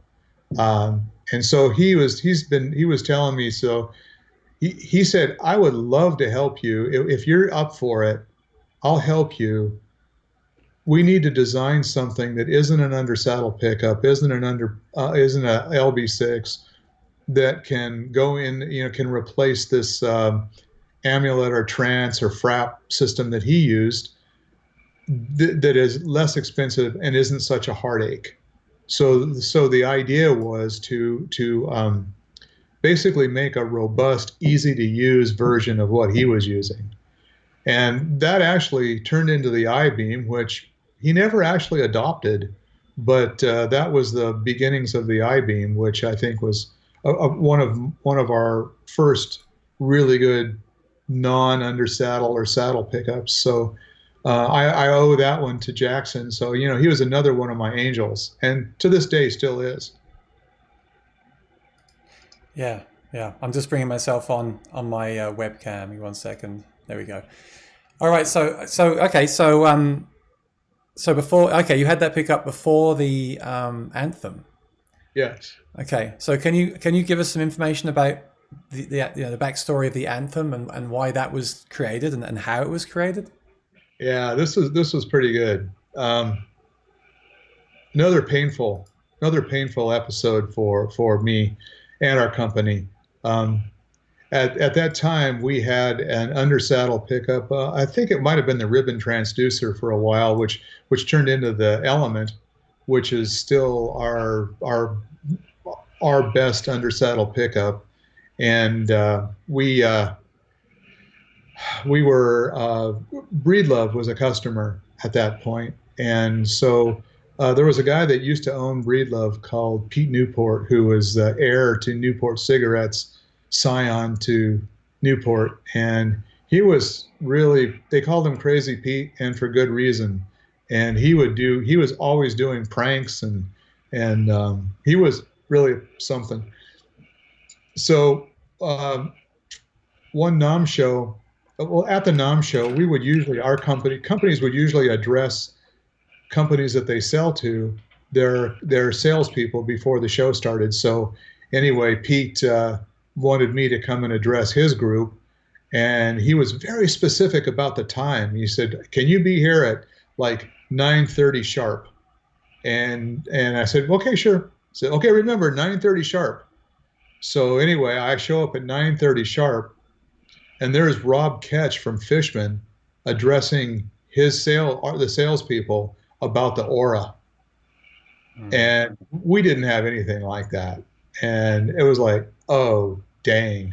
So I had to sit there and listen to him about the Aura, and it was new at the time, and I'd heard about it, and it was like, a marketer's and salesperson's dream. So I didn't have an answer. I thought our stuff was pretty natural and pretty good sounding, but it wasn't using a computer to replicate the voice of your guitar. So, oh man, that really hurt. So when I got up to address when it was my turn, the guys were going, well, and Yeah. about all I could say is, dang man, this is cool. I wish I did it. I have to say, I feel like personally, I feel like they were way ahead of their time with that pedal, with the Aura pedal, like way ahead of their time. For sure. Yeah, and For almost to their, to almost a bad thing because people. I feel like people didn't really understand it. It was like, oh, what is this? Is this a computer? Is that modeling? Is it fake? They didn't understand what it was back then, and I think that was unfair because it's pretty incredible what they developed at that time. Oh, no question. No question. It was an amazing achievement, and to this day is like that was the flag on the moon, um, to what a lot of us are doing now, which I'll talk about later. But Mm. to answer your question directly, that was another one of those instances, a little bit like when Wright introduced the Takamine copy to me. Um, I didn't have an answer, Yeah. and I think I went back to our booth at the time, and we didn't really have anything new at the time either. And man, there isn't a whole lot that sucks worse than going to the NAMM show without something nice and new to show off. So I was pretty dejected, but I thought, okay, I have to do something to honor that. And so back to our path in amplification, I've always felt that authenticity was the number one goal. And so I had started hearing from people that the aura was great, but you always had to mix it with some stuff. And one of the things that really had bothered me about the synth was all these guys were really excited about their Les Paul sounding like oh gosh, Robert Plant's Les Paul, or their Strat sounding like Blackie from Eric Clapton, or that kind of thing. And I just always thought, man, I can't, my fingers don't sound like Eric Clapton or Robert Plant. They sound like me. And I I don't want my guitar to sound like that. I'd like to own that guitar, but that ain't mine. I always wanted my guitar to sound like what it was. Mm. So from the very beginning, that kind of bothered me. And so when the Aura came along, that was one of my I felt that was an opportunity there to do something that really was a microphone instead of like a mic. It was a mic. Yeah. And so in the process of research for it, and most of the really good things we've invented are just pure accidents that happen during research. Mm. So one of the accidents that happened during research was that I could use a microphone for if I use this particular kind of microphone.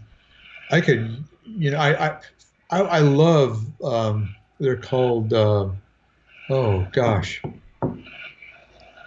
pressure zone microphones, PZMs. Yeah.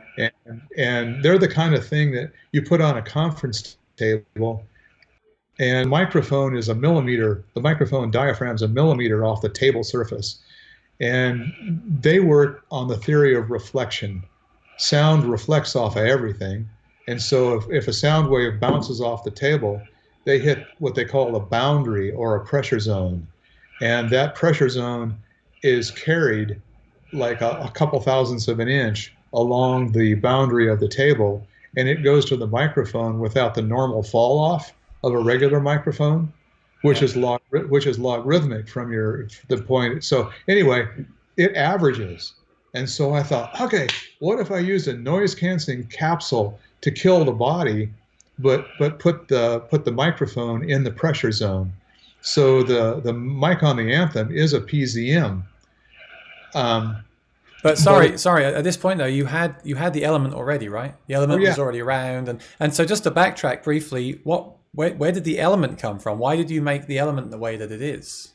Oh well, the element was half of half of a half of what there was this piezo wire at the time that preceded what I think is the sonotone. Yeah. And so we were going to use this piezo wire to replace the ribbon transducer, which was getting really expensive. We were having it was made for us and it was getting really expensive. So we had to come up with something to stay in the game. So basically we saw this piezo wire and then we learned that Larry had a patent on this piezo wire after we had started selling it. So we went, doggone it.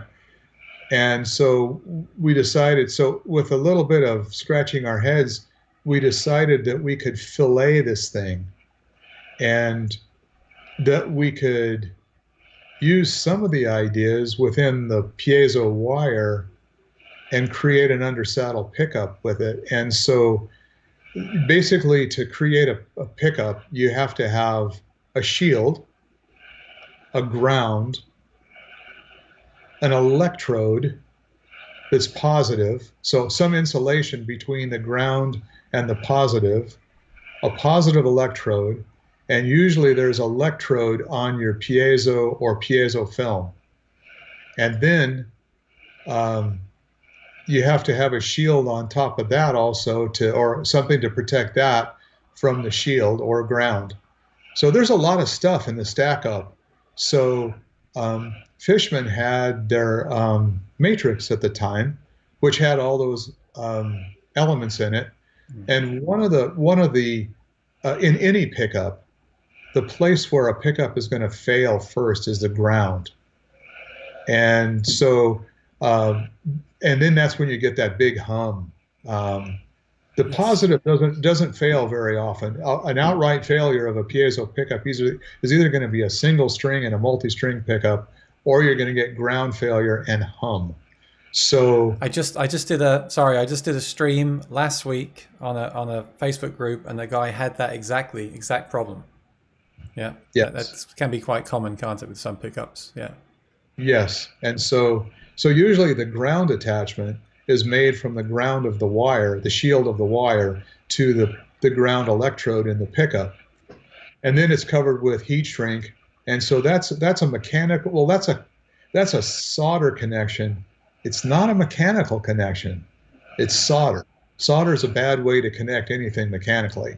Right. So those things can break. So anyway, we decided to remove every single thing we could that was unreliable and unnecessary in the pickup. So, well, let's remove the ground connection. Well, how do we do that? Well, let's remove the electrodes on the piezo film, and let's just put a positive electrode, an insulator with a positive electrode in there, and couple everything together capacitively so there's no electrodes in there. And then you take that little bundle, we put a piece of medical grade heat shrink that's used in pacemakers over the ground connection. So that gives you the mechanical stability of that particular connection. And then you take the whole bundle and then you withdraw it like a Chinese finger trap into within the shield. So there's no connection from the shield to the ground shield. And Right. then you just kind of withdraw that, you just kind of reform it with a die and cap the end, and boom, you have got a pickup that is extremely durable. And I think we get 5 or 10 back of these things for any kind of failure, maybe in 10,000. Wow. So, Because so it's like one piece, isn't it? yeah, There's no connector piece. Yeah. So it's not to fail. exactly. Right. Yeah. So that's why we call it the element, because we were intentionally removing every element we could that wasn't necessary. Wow. I didn't know that story. That's interesting. And then the other goal was to make a pickup as inexpensively and as good sounding as we could. So the fewer things you have between the film or the sensor and the string and the body, again, you get a more intimate coupling like the LB6. So we removed more stuff between our sensor and the rest of the guitar, I think, than most pickups have. So that's one of the reasons it sounds as good as it does, and it's not pressure sensitive. Mm. It Now, is only it only works when it gets wiggled. So that's more like a mic diaphragm, a little less like a typical undersaddle. I hear that a lot. You've got to make something that you can make in volume, that's reliable. That's really important, of course, and sounds good. I hear that from all many. Of course, when you go to NAM, you hear that a lot. It's business, right? It's important. Oh yeah, I mean that's really where the rubber meets the road, and there are so many creative people, so many talented creative people out there in our business nowadays that you gotta be firing on all cylinders to stay here. Yeah, yeah. So you decided to put the microphone with that. That was the next step in creating the anthem. Yes. So was that? I've noticed Just that not many people, lots of people throw microphones into guitars, but I've not seen any other system, I think, that actually has a crossover the way you've done it with the anthem. So how did you how did you come to that? Well, I used to build loudspeakers as a hobby. Well, actually, I still do. But anyway, I was a hobby hi-fi addict and built speakers, so I knew about crossovers. And so, back to Rye and his rack and his magnetic and his microphone, he had a crossover in there. And so crossovers have been used, and he was using the graphic and a parametric like the crossover. So we built the duet for Godin in 1989, which at that time, Fishman had a mixing system. I forgot what it was called. It was outboard. It was pretty cool. Um, and and then but we wanted to put something on board, so we invented the duet, which was using a microphone and the LB6, and we sold that to Robert for quite some time. And that was again another guitar player editor's pick on that one, and that was that. So I think we may have been the first on-board mixing system out there. It was called the Duet. I think that was the Fishman Power Mix, where you could connect two things together and blend them. That might have been it. I think so. Yeah. So anyway, then came the dual source and the iMix. So and then also with Godin, we were always mixing stuff. So like and the element turned out to like to mix with anything. We call the element tonic, like gin and tonic, right? The universal mixer. Hmm. And so the element just has these characteristics that, for whatever reason, not designed by design, just luckily like to pair with things. So um, back to my mic crossover days, and back to that pressure zone microphone. Um, the first guitar pickup that I actually tried to make was a pressure zone microphone. Back when I was still building guitars, and it sounded pretty good, but I didn't know how to control it. So with the duet, with the crossover, we had the crossover at about 1,500 cycles, so it was pure woofer tweeter.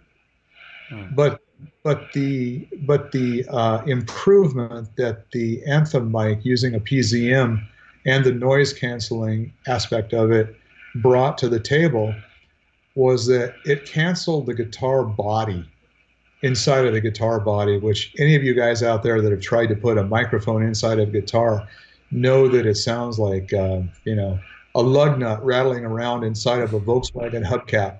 Yeah. It's nasty. So and you can use all kinds of EQ to get rid of that character, but you never really can. So the revelation of using the noise canceling microphone in a PZM environment was helped us get the whole guitar in there. And so we've done tests with the Anthem mic on the inside of the bridge and on the outside of the bridge plate, and run parallel recordings. You can't tell the difference. You can't hardly tell the difference which is on the inside and which is on the outside. That's impressive because you put a mic in a guitar, and it's obviously not the same as having it on the outside of the guitar. You're going to get all the feedback and all that stuff. So that's Yeah. really clever. Well done, well done for doing that. I'll say. Well, thank you. And again, a lot of it was accidental, um, but when we did the patent on this, the patent examiner actually came back when we did a phone conference with our IP guys, and he said, "This is a really crappy way to do. This is a really crappy way to do a do a pressure zone microphone. Don't you understand that it would cancel the room?" And we said, "Exactly." Hmm. And so that's the whole point of that microphone. So that allowed us getting rid of the room in that guitar. And again, back fast forward, please remake me talk about the room and soundscape.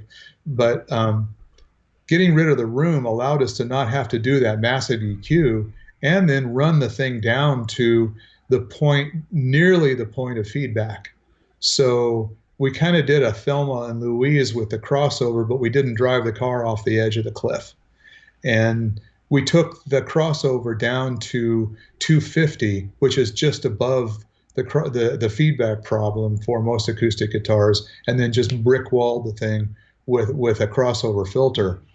And then we used the Element as the subwoofer essentially. So what you're hearing, we cross the Element over. So most of the voice of the Anthem is actually carried by the mic. So there you go, the realism of a mic with this. And if the thing's gonna feed back, it's usually the pickup that feeds back. You're only going to get squeal out of the Anthem mic. It never adds to feedback. It's just you're going to get, if it feedback's happening, it's off the undersaddle pickup. So that thing's been pretty robust, and so we've been greatly gratified that it's become so popular and so many people love it. And again, it's that goal of authenticity, which was that was the path that thank you, Larry, for doing the aura that caused me, and thank you, Pete, for rubbing my face in it. And so yeah, it's good things came from that, right? Yeah. That stuff can be good. It can be good in life.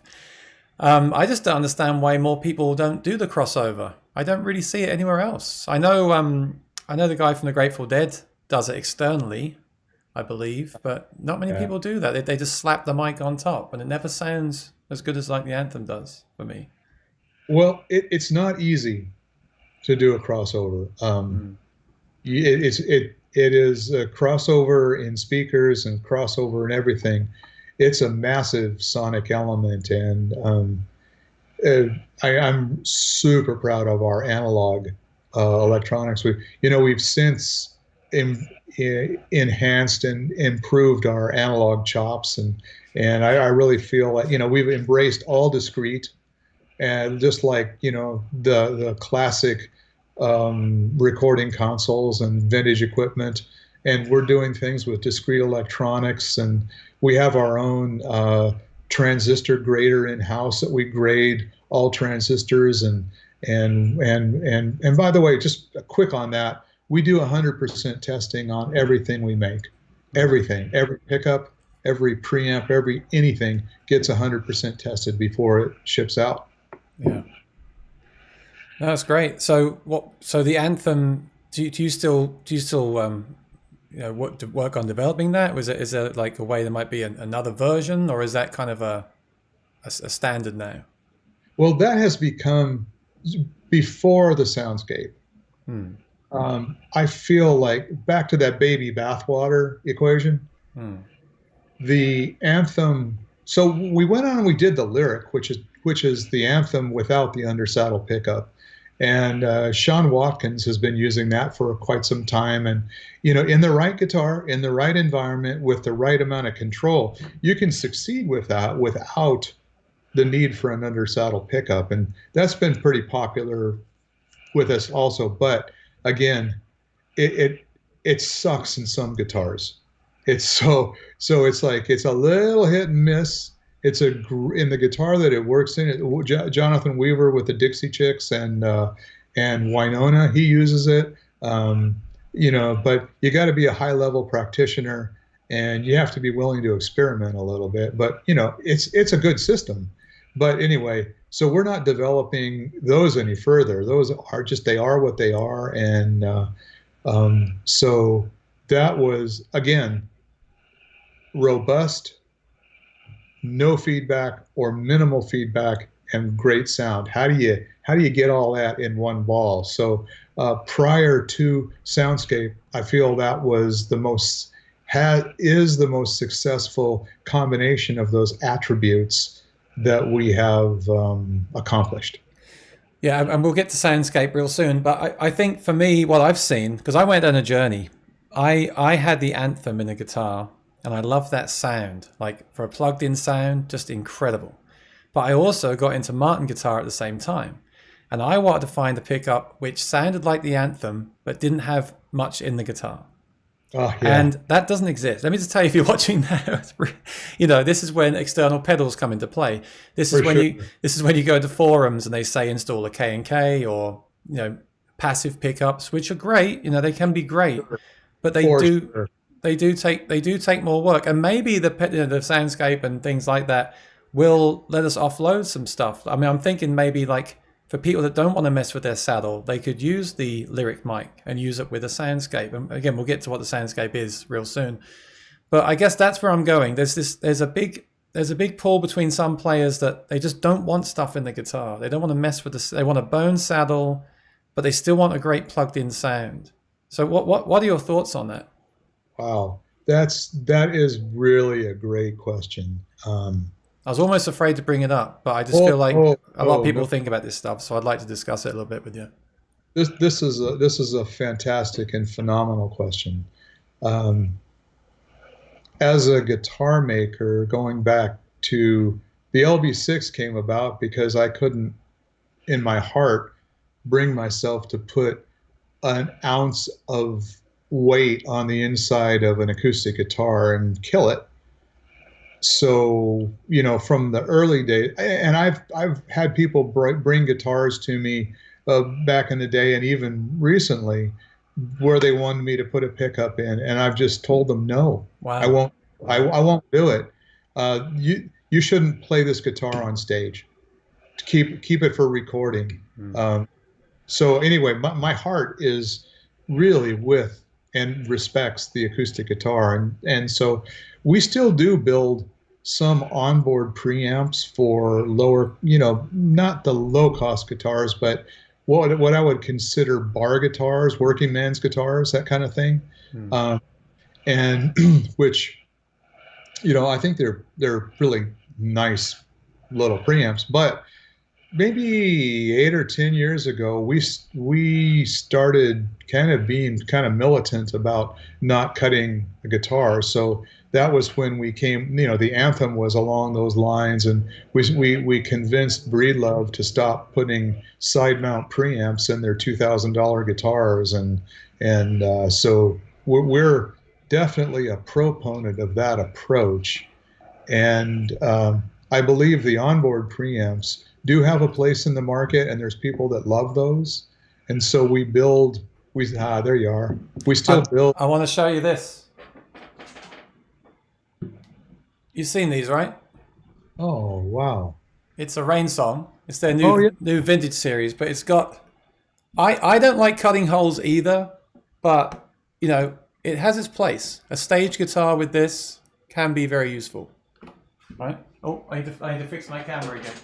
But yeah, that's with the side controls right there. You've got a Sony, don't you? I do, and they're not designed to be used as a webcam. Well, yeah, I recognize the menu format of the It's Sony. also like 83 degrees in here, so everything's over here. I'm, like while we're talking, I'm also trying to do like heat management at the same time. Oh, wow. Wow. But it's totally worth it. So yeah, I Yeah. feel the same way. You know, again, I want the guitar with nothing cut into it. Martin and I don't want to cut into the guitars. I know that. At the same time, they have their place. Stage guitars have their place. But you know, like I said before, a lot of players want to have one guitar does Yeah. everything, and I guess I'm trying Yeah. to hint at is that possible? You know. There's that great TV commercial for those things that you stick pictures on the wall that come off. You know the and their slogan is "Do no harm." Hmm. And that's really a goal of ours for guitars is do no harm. So we are always working on non-invasive methods to amplify the instrument, and the soundscape does have does solve some of those problems, not all, but it does allow it does work passively with the LB6, and we've tested it with a number of other passive pickups, and it works very nicely with those. And so, we're hopeful that, we're also excited about getting stuff off the guitar. Right. So I guess this is where we're going to then. So you announced the soundscape at NAMM, and I'll let you tell us what that is. But I guess in my mind, I'm thinking, yeah, we used to use a pickup in the guitar, stuff in the guitar, and now maybe these external pedals like Soundscape will change the pickup industry. Maybe they'll go more simple because they can use the Soundscape to process it. But for anyone watching that doesn't know, what is the Soundscape?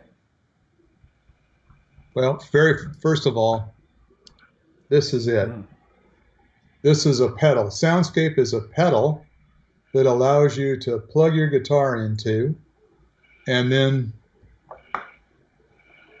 use the microphone on your iPhone.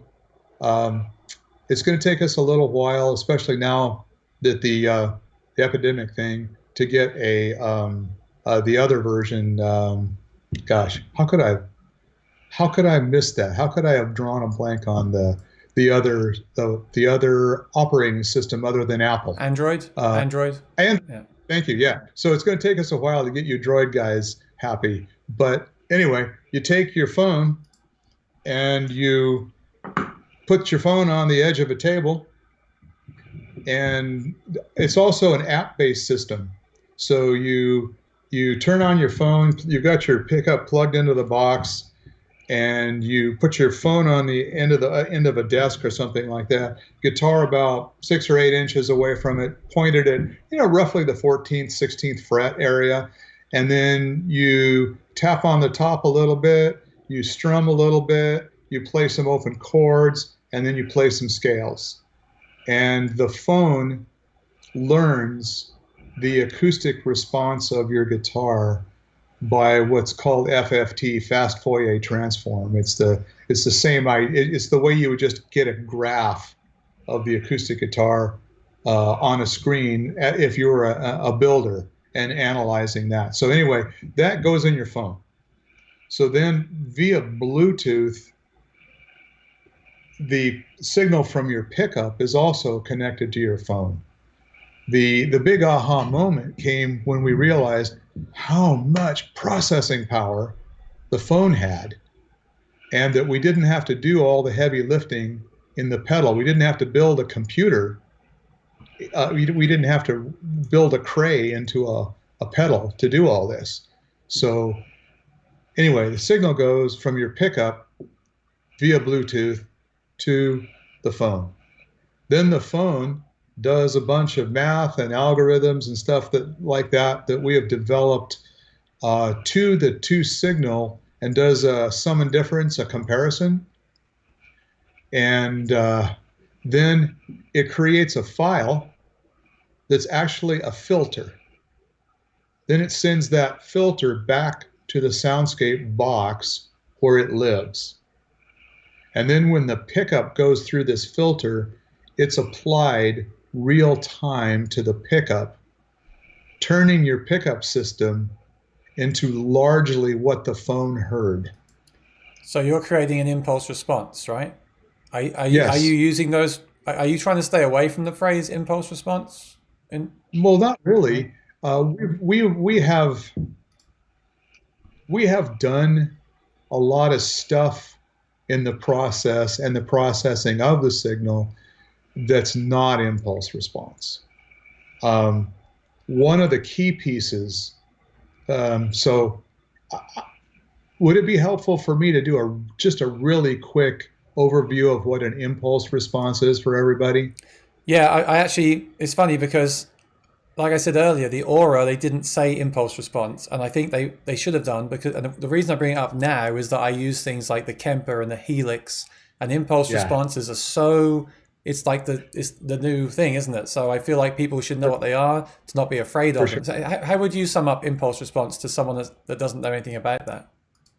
Well, I'm gonna just do a hand gesture here, and then I'll follow it with an explanation. That sound was an impulse. The response of that contains every bit of information that my acoustic environment contains. Hmm. That's how you know the sound of the room. So impulse response was started as a way to create reverbs. So you put a mic and this impulse response machine in a room, bang the room, you get an impulse response.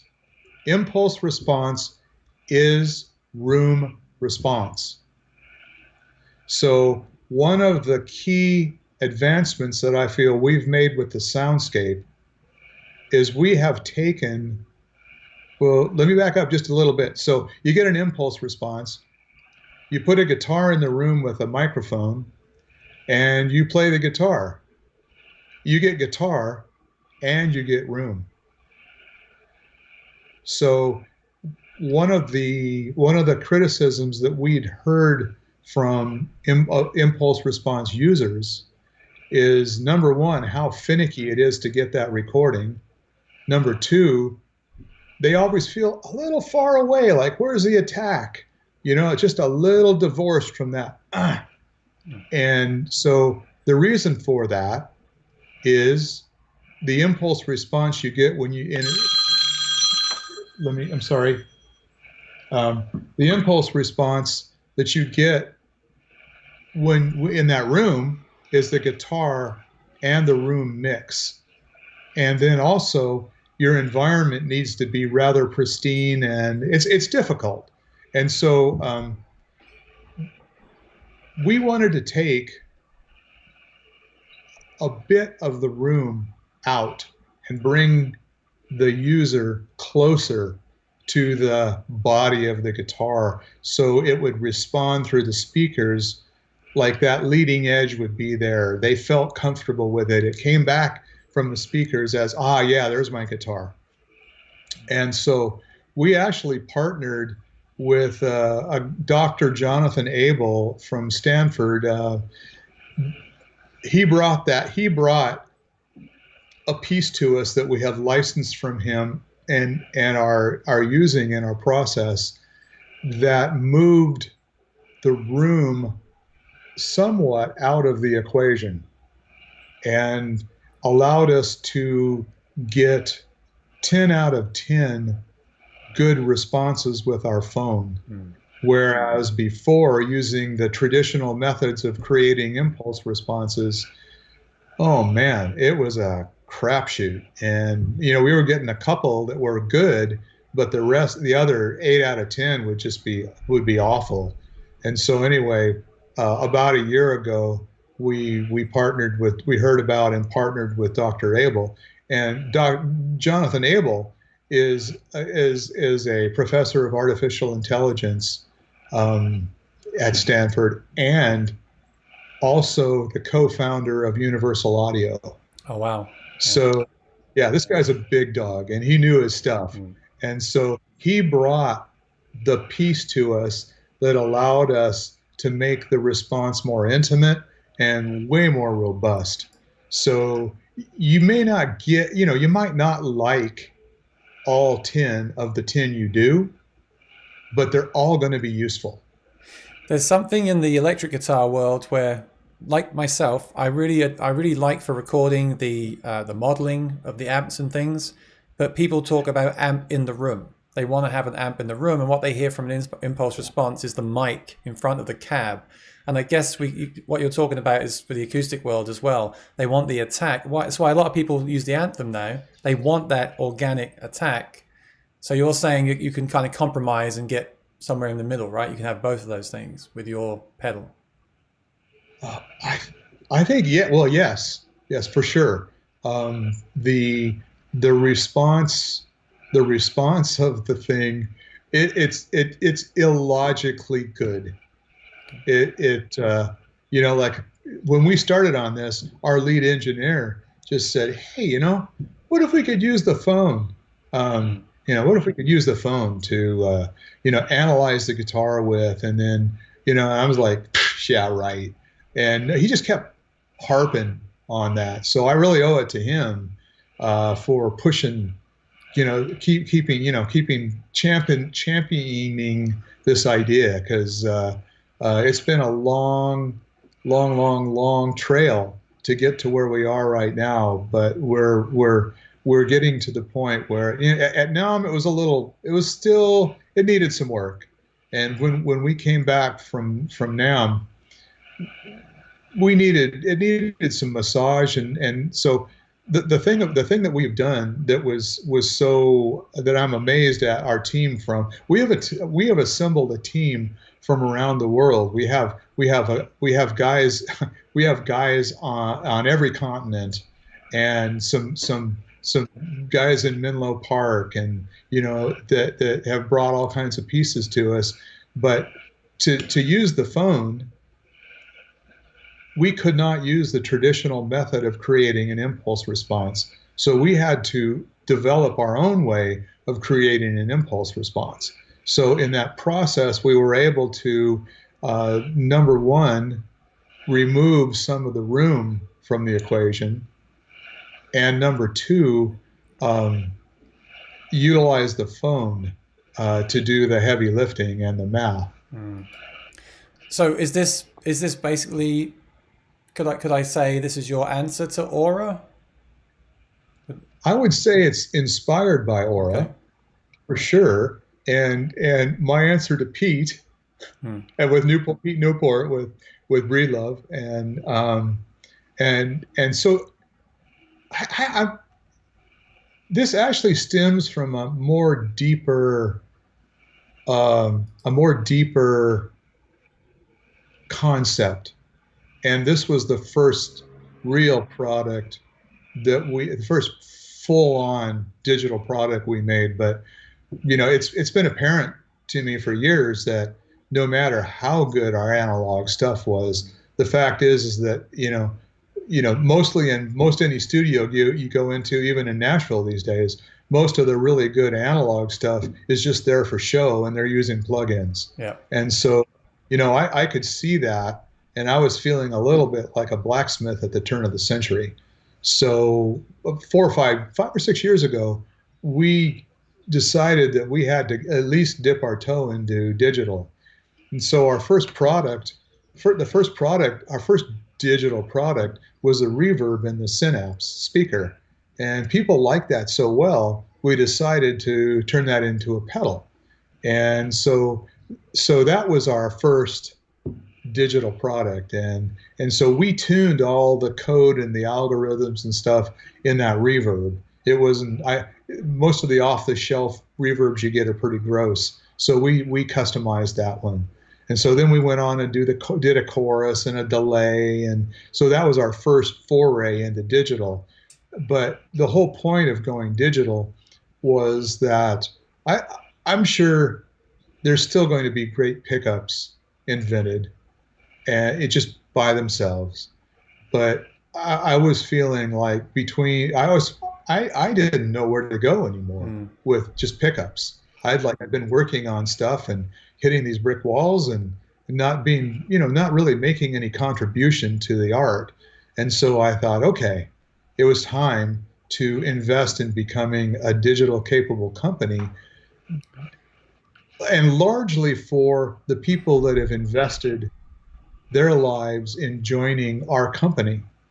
We have 50 employees, and so our products are responsible for you guys out there buying our products and supporting our company means so much to me, and it's responsible. So anyway, it's like to guide. So we started to guide our company to become a digital company, and then about 3 years ago, we had a big um, whiskey and barbecue aided focus group in Nashville with a bunch of professional musicians where we basically just sat around all night, got whiskeyed up, and told the truth to each other about, like, what their problems were and where are we failing and what they wanted and that kind of thing.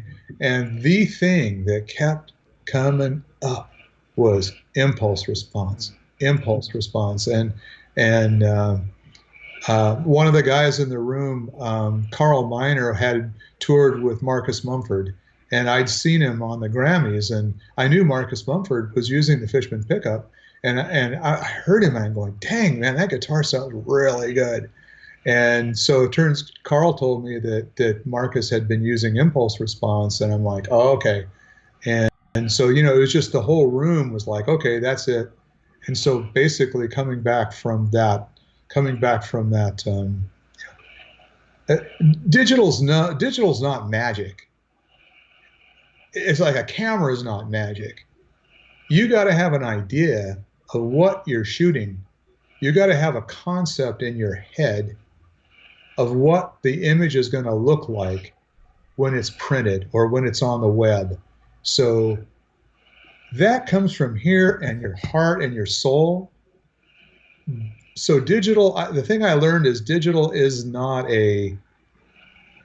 it's not going to give you any ideas, but it does give you some cool vocabulary. And so if you've got an idea where you want to go and what you want to do, digital is a fantastic pony. So that was the beginning of turning our company into a digital savvy company. So our engineers and our guys could carry on.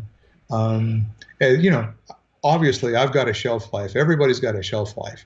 So it was really important to me to equip my company with the tools for it to persevere into the future.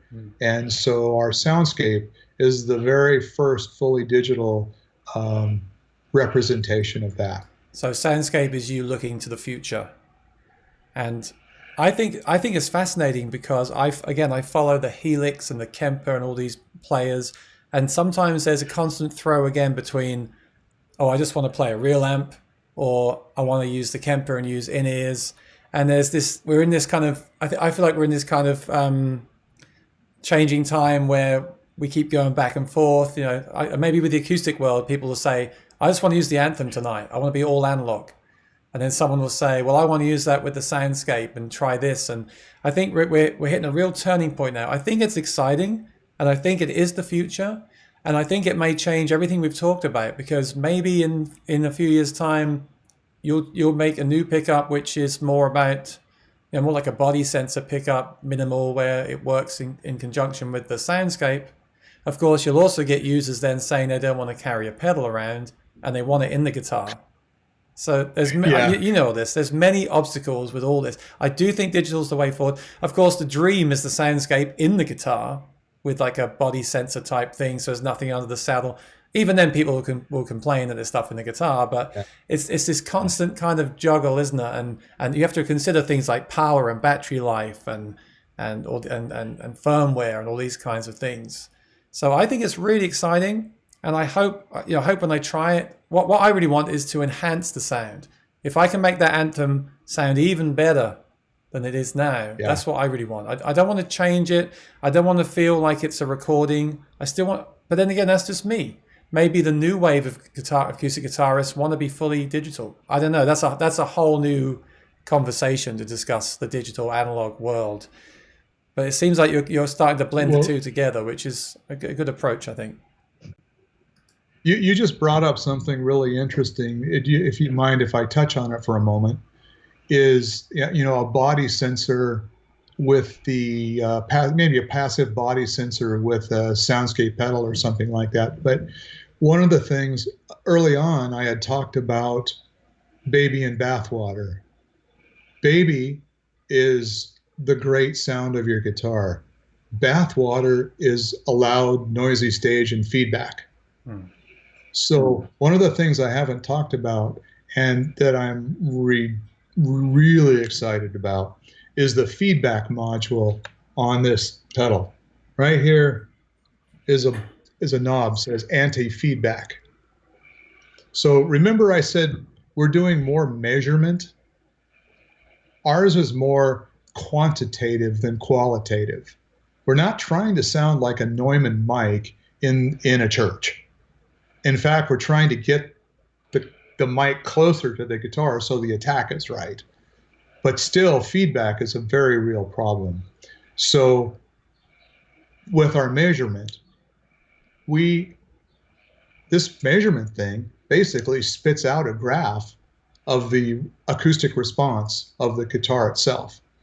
So that allows us to identify the major feedback protagonists.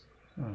So we map the exact feedback spots of the guitar and with our algorithms create inverse filters at those exact frequencies and with relative to themselves each other. And so the first time that I actually got a guitar feeding back, this first time I thought I'd test this thing, I get this guitar feeding back, and I thought, okay, it's time to put our engineers, let's see how this does. And I just went, I got to like 60%. The feedback just boom, it just went away, Hmm. That's and exciting. I I laughed out loud. I was like, oh. And so I think the feedback module in here is kind of a sleeping dog that is going to become very significant in opening up some latitude in the creation of different kinds of pickups that might not work in another setting as So well. this does work with any pickup, not just your pickups, right? Or Well, most pickups. I, I can't say any yet, but we have used it with on a mandolin, on a violin, on a bass. Well, I haven't used it personally, but I heard one of our beta testers tells us it works with a bass. It works with the bridge plate transducers like the K&K, Pick Up the World. It works with the Anthem. It works with the Lyric. It works with our magnetic pickups. So basically, so far, everything we've thrown at it, it's succeeded with. So a purist that wants just a passive K&K, they want body sounds and they don't want much in the guitar, could use that with the soundscape to make it more mic-like. Am I right? And reduce feedback, which is most importantly. Oh, yeah, absolutely, for So I have sure. to ask, does this mean that you might develop the kind of K&K style pickup at some point? I better not answer that. Anything could happen, Aaron. Yeah, Anything could. yeah. Or even build a soundscape player into a guitar with that kind of. That's where my head's going. Just as a pickup fan, how could this give me the answer to the unicorn pickup that I was looking for so many years before I gave up and just went with the Anthem, whatever, just because I just didn't want to. It's a big process. You get a pickup, you put it in, you play it at some shows, you see if you like it. You have to EQ it, find things to use with it. It's a big thing to go through many different pickups. But this sounds like you could Yeah. use this to enhance, most pickups, which is a great tool, and that's really exciting. I'd say that's a fair statement, but I got to say something about pickups and people and guitars. It's so profound. It's a tripod. Your fingers, your hands, your playing style. the guitar and the pickup. Not there's no one size fits all. And one of my very favorite guitar stories of all times has to do with Tom Petty, and we worked with their camp a lot. And his main assistant lived near us here, so we worked with Petty's camp a lot. And Alan told me this story one time where Tom had heard the frap in, I believe it was Neil Young's guitar, and so he came back and instructed Alan to get a frap in one of his guitars. And so at sound check, he's all excited to play this thing. He goes and plays it. And after about 15 minutes, he comes walking off stage. His head's kind of down. He hands the guitar back to Alan and, quote, he says, "Crap, I still sound like me." I mean, that's the other So, thing. Tommy Emmanuel, love his sound on stage. Some guitarists say they want their guitar to sound like itself, but louder. I don't always like that sound. I sometimes just want a big sound, like something like the Anthem and those pickups give you is a big, powerful sound. I don't always yes. want the sound of a microphone. So again, that's why it's nice to have the option to kind of choose your fine tune which of those sounds you want. Do you think the Of soundscape course. would give me enough to like record direct and have it sound like a microphone? Can you like, or is it not designed for that? Is it more designed for stage than direct recording? It's definitely more designed for Mm. stage. It does record. It does record well, but if you're in a studio, if you're recording like even at home, it's not as good as a real microphone into a DAW or into a MacBook. I mean, that's real. Mm. I love Yeah. microphones, and so if you go into a studio, you know, everybody takes a direct feed in the studio as backup and maybe safety and mixing, maybe to Mm. remix with the mic sound, which is very effective. But almost anybody that goes into a studio with an acoustic guitar, the studio is going to have way better vintage mics and equipment than we really designed this for. So uh, I think I think most anybody will be thrilled as a live tool, but this is what we created it for. Is the reason I'm asking is because I'm a live performer primarily as well as doing this channel, but I because of what's happening right now, I've been live streaming. I've been live streaming with the guitar. So Oh yeah, so the direct sound is very important because I'm using a looper, I'm using a pedal, vocal oh harmonies, right? So I am going yeah, direct, even though, of course, if I'm going to record an album at home, I'll use a real mic, of course, and you'd be silly not to. But to right now with the live streaming thing, I mean the anthem sounds great direct, but I'm thinking, well, the soundscape could maybe make it sound even better direct for those live streams, and a lot of people are live streaming now. So yeah. I believe that to be true. I think it would enhance. I like a voice print better than I like the anthem. So I'm going to use the I will make a voice print using the anthem. The better information you give the computer, the less it has to do and the more it can do with the resources it's not using trying to make up for the crap. mm.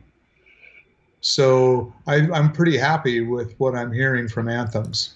I have to apologize because I haven't addressed any of the chat questions. We've been so involved with our Okay, talking. all right, But let's go. but I will say though, Maury's music did say some electric guitarists want the real tube amp, but I'll bet few acoustic guitarists want the real undersaddled tone. I agree. I'm not a big. I mean, the thing with me as well is that if I want the body sound for looping the percussive stuff, then I need a mic or a body sensor in the guitar. If I don't play like Yeah. that, I don't want the body sensor. It gives me more noise potentially. I just want an undersaddled pickup. So that's one decision you've got to make.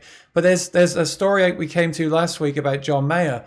He has all these amps and he has a Kemper and all these things. But when he plays acoustic, I think he just uses a Fishman matrix basically straight to PA.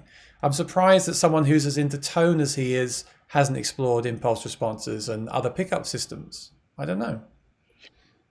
I don't have any answer for that. That's actually a question that has troubled me since the very beginning. but some people are just don't hear it or see Yeah. it or care that much about it. Maybe they're more into the performance and into the song, and there's it's a big world, and If you it's are, a that's a wonderful thing. I used to play a Taylor. My Taylor was my first professional guitar back in England, and it came with a Fishman built-in under saddle side controls, and I was perfectly happy with it. I wrote songs on it. It was absolutely fine. And then one day, my duo partner says to me, "That doesn't sound very good." And then I, that changed everything. I was like, if he hadn't said that, I don't know. yeah. I mean, here's to continuing education, Yeah, right? yeah, and I firmly believe that the music comes first, but the tools that we have are important as well, and that's why we discuss gear. That's why I discuss and review gear on my channel, because I'm always looking for that next thing, but the music has to be the first thing. Totally. For sure. But our purpose is just to build stuff that just doesn't get in the way. Right. That's Right. it. I Right. mean, and maybe once in a while we'll get lucky, and what we build or the sound of something inspires somebody to the point where it actually improves what they're doing. So that's really our whole. That's why we exist. The other great thing with the Anthem is the battery life is outstanding. And that can be a big thing. When I was playing every night of Yeah. the week, the last thing you want to happen is for a battery to fail on you. So, these things are important too. Well, thank you. That's all over. That's our all discrete electronics that's responsible for all that, because we can do more with, like, a typical op amp might have 20 or 30 transistors internally, and a typical acoustic guitar preamp might have 2 or 3 op amps from input to output. We can have 3 or 4 transistors from input to output with our circuit designs, which gives you better fidelity, less distortion, and way better battery life. Let me. I'll just read through the comments. I haven't got time to say hi to everyone, but I'll just say hi to everyone that joined in today, because we appreciate you being here. Very much. Yeah, it's awesome. I will just read a few choice things out though. Jason Carter said John Lennon's music teacher told him he would never make it. That's a great one. Let me see here. Someone said I've never been so quiet. Well, I wanted to let Lloyd tell the stories. I wanted to get the most I could from this. Maury said, was the LB6 your first system? Yeah, well, if LB6 was your first big, you had one before that, right? No? It was my first pickup, and the system didn't come until 3 or 4 years later. Okay. And he also said your original pickup design was the inspiration for TAC's original palathetic pickup. No, that was first, right?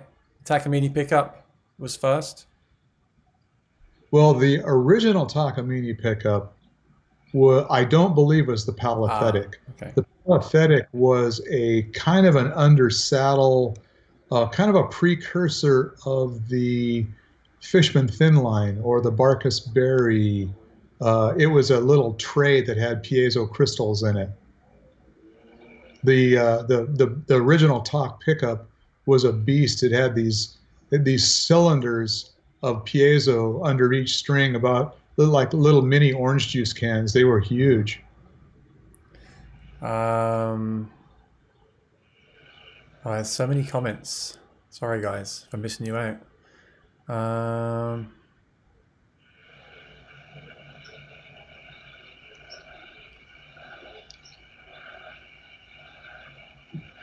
Yeah, someone said this is tech heaven.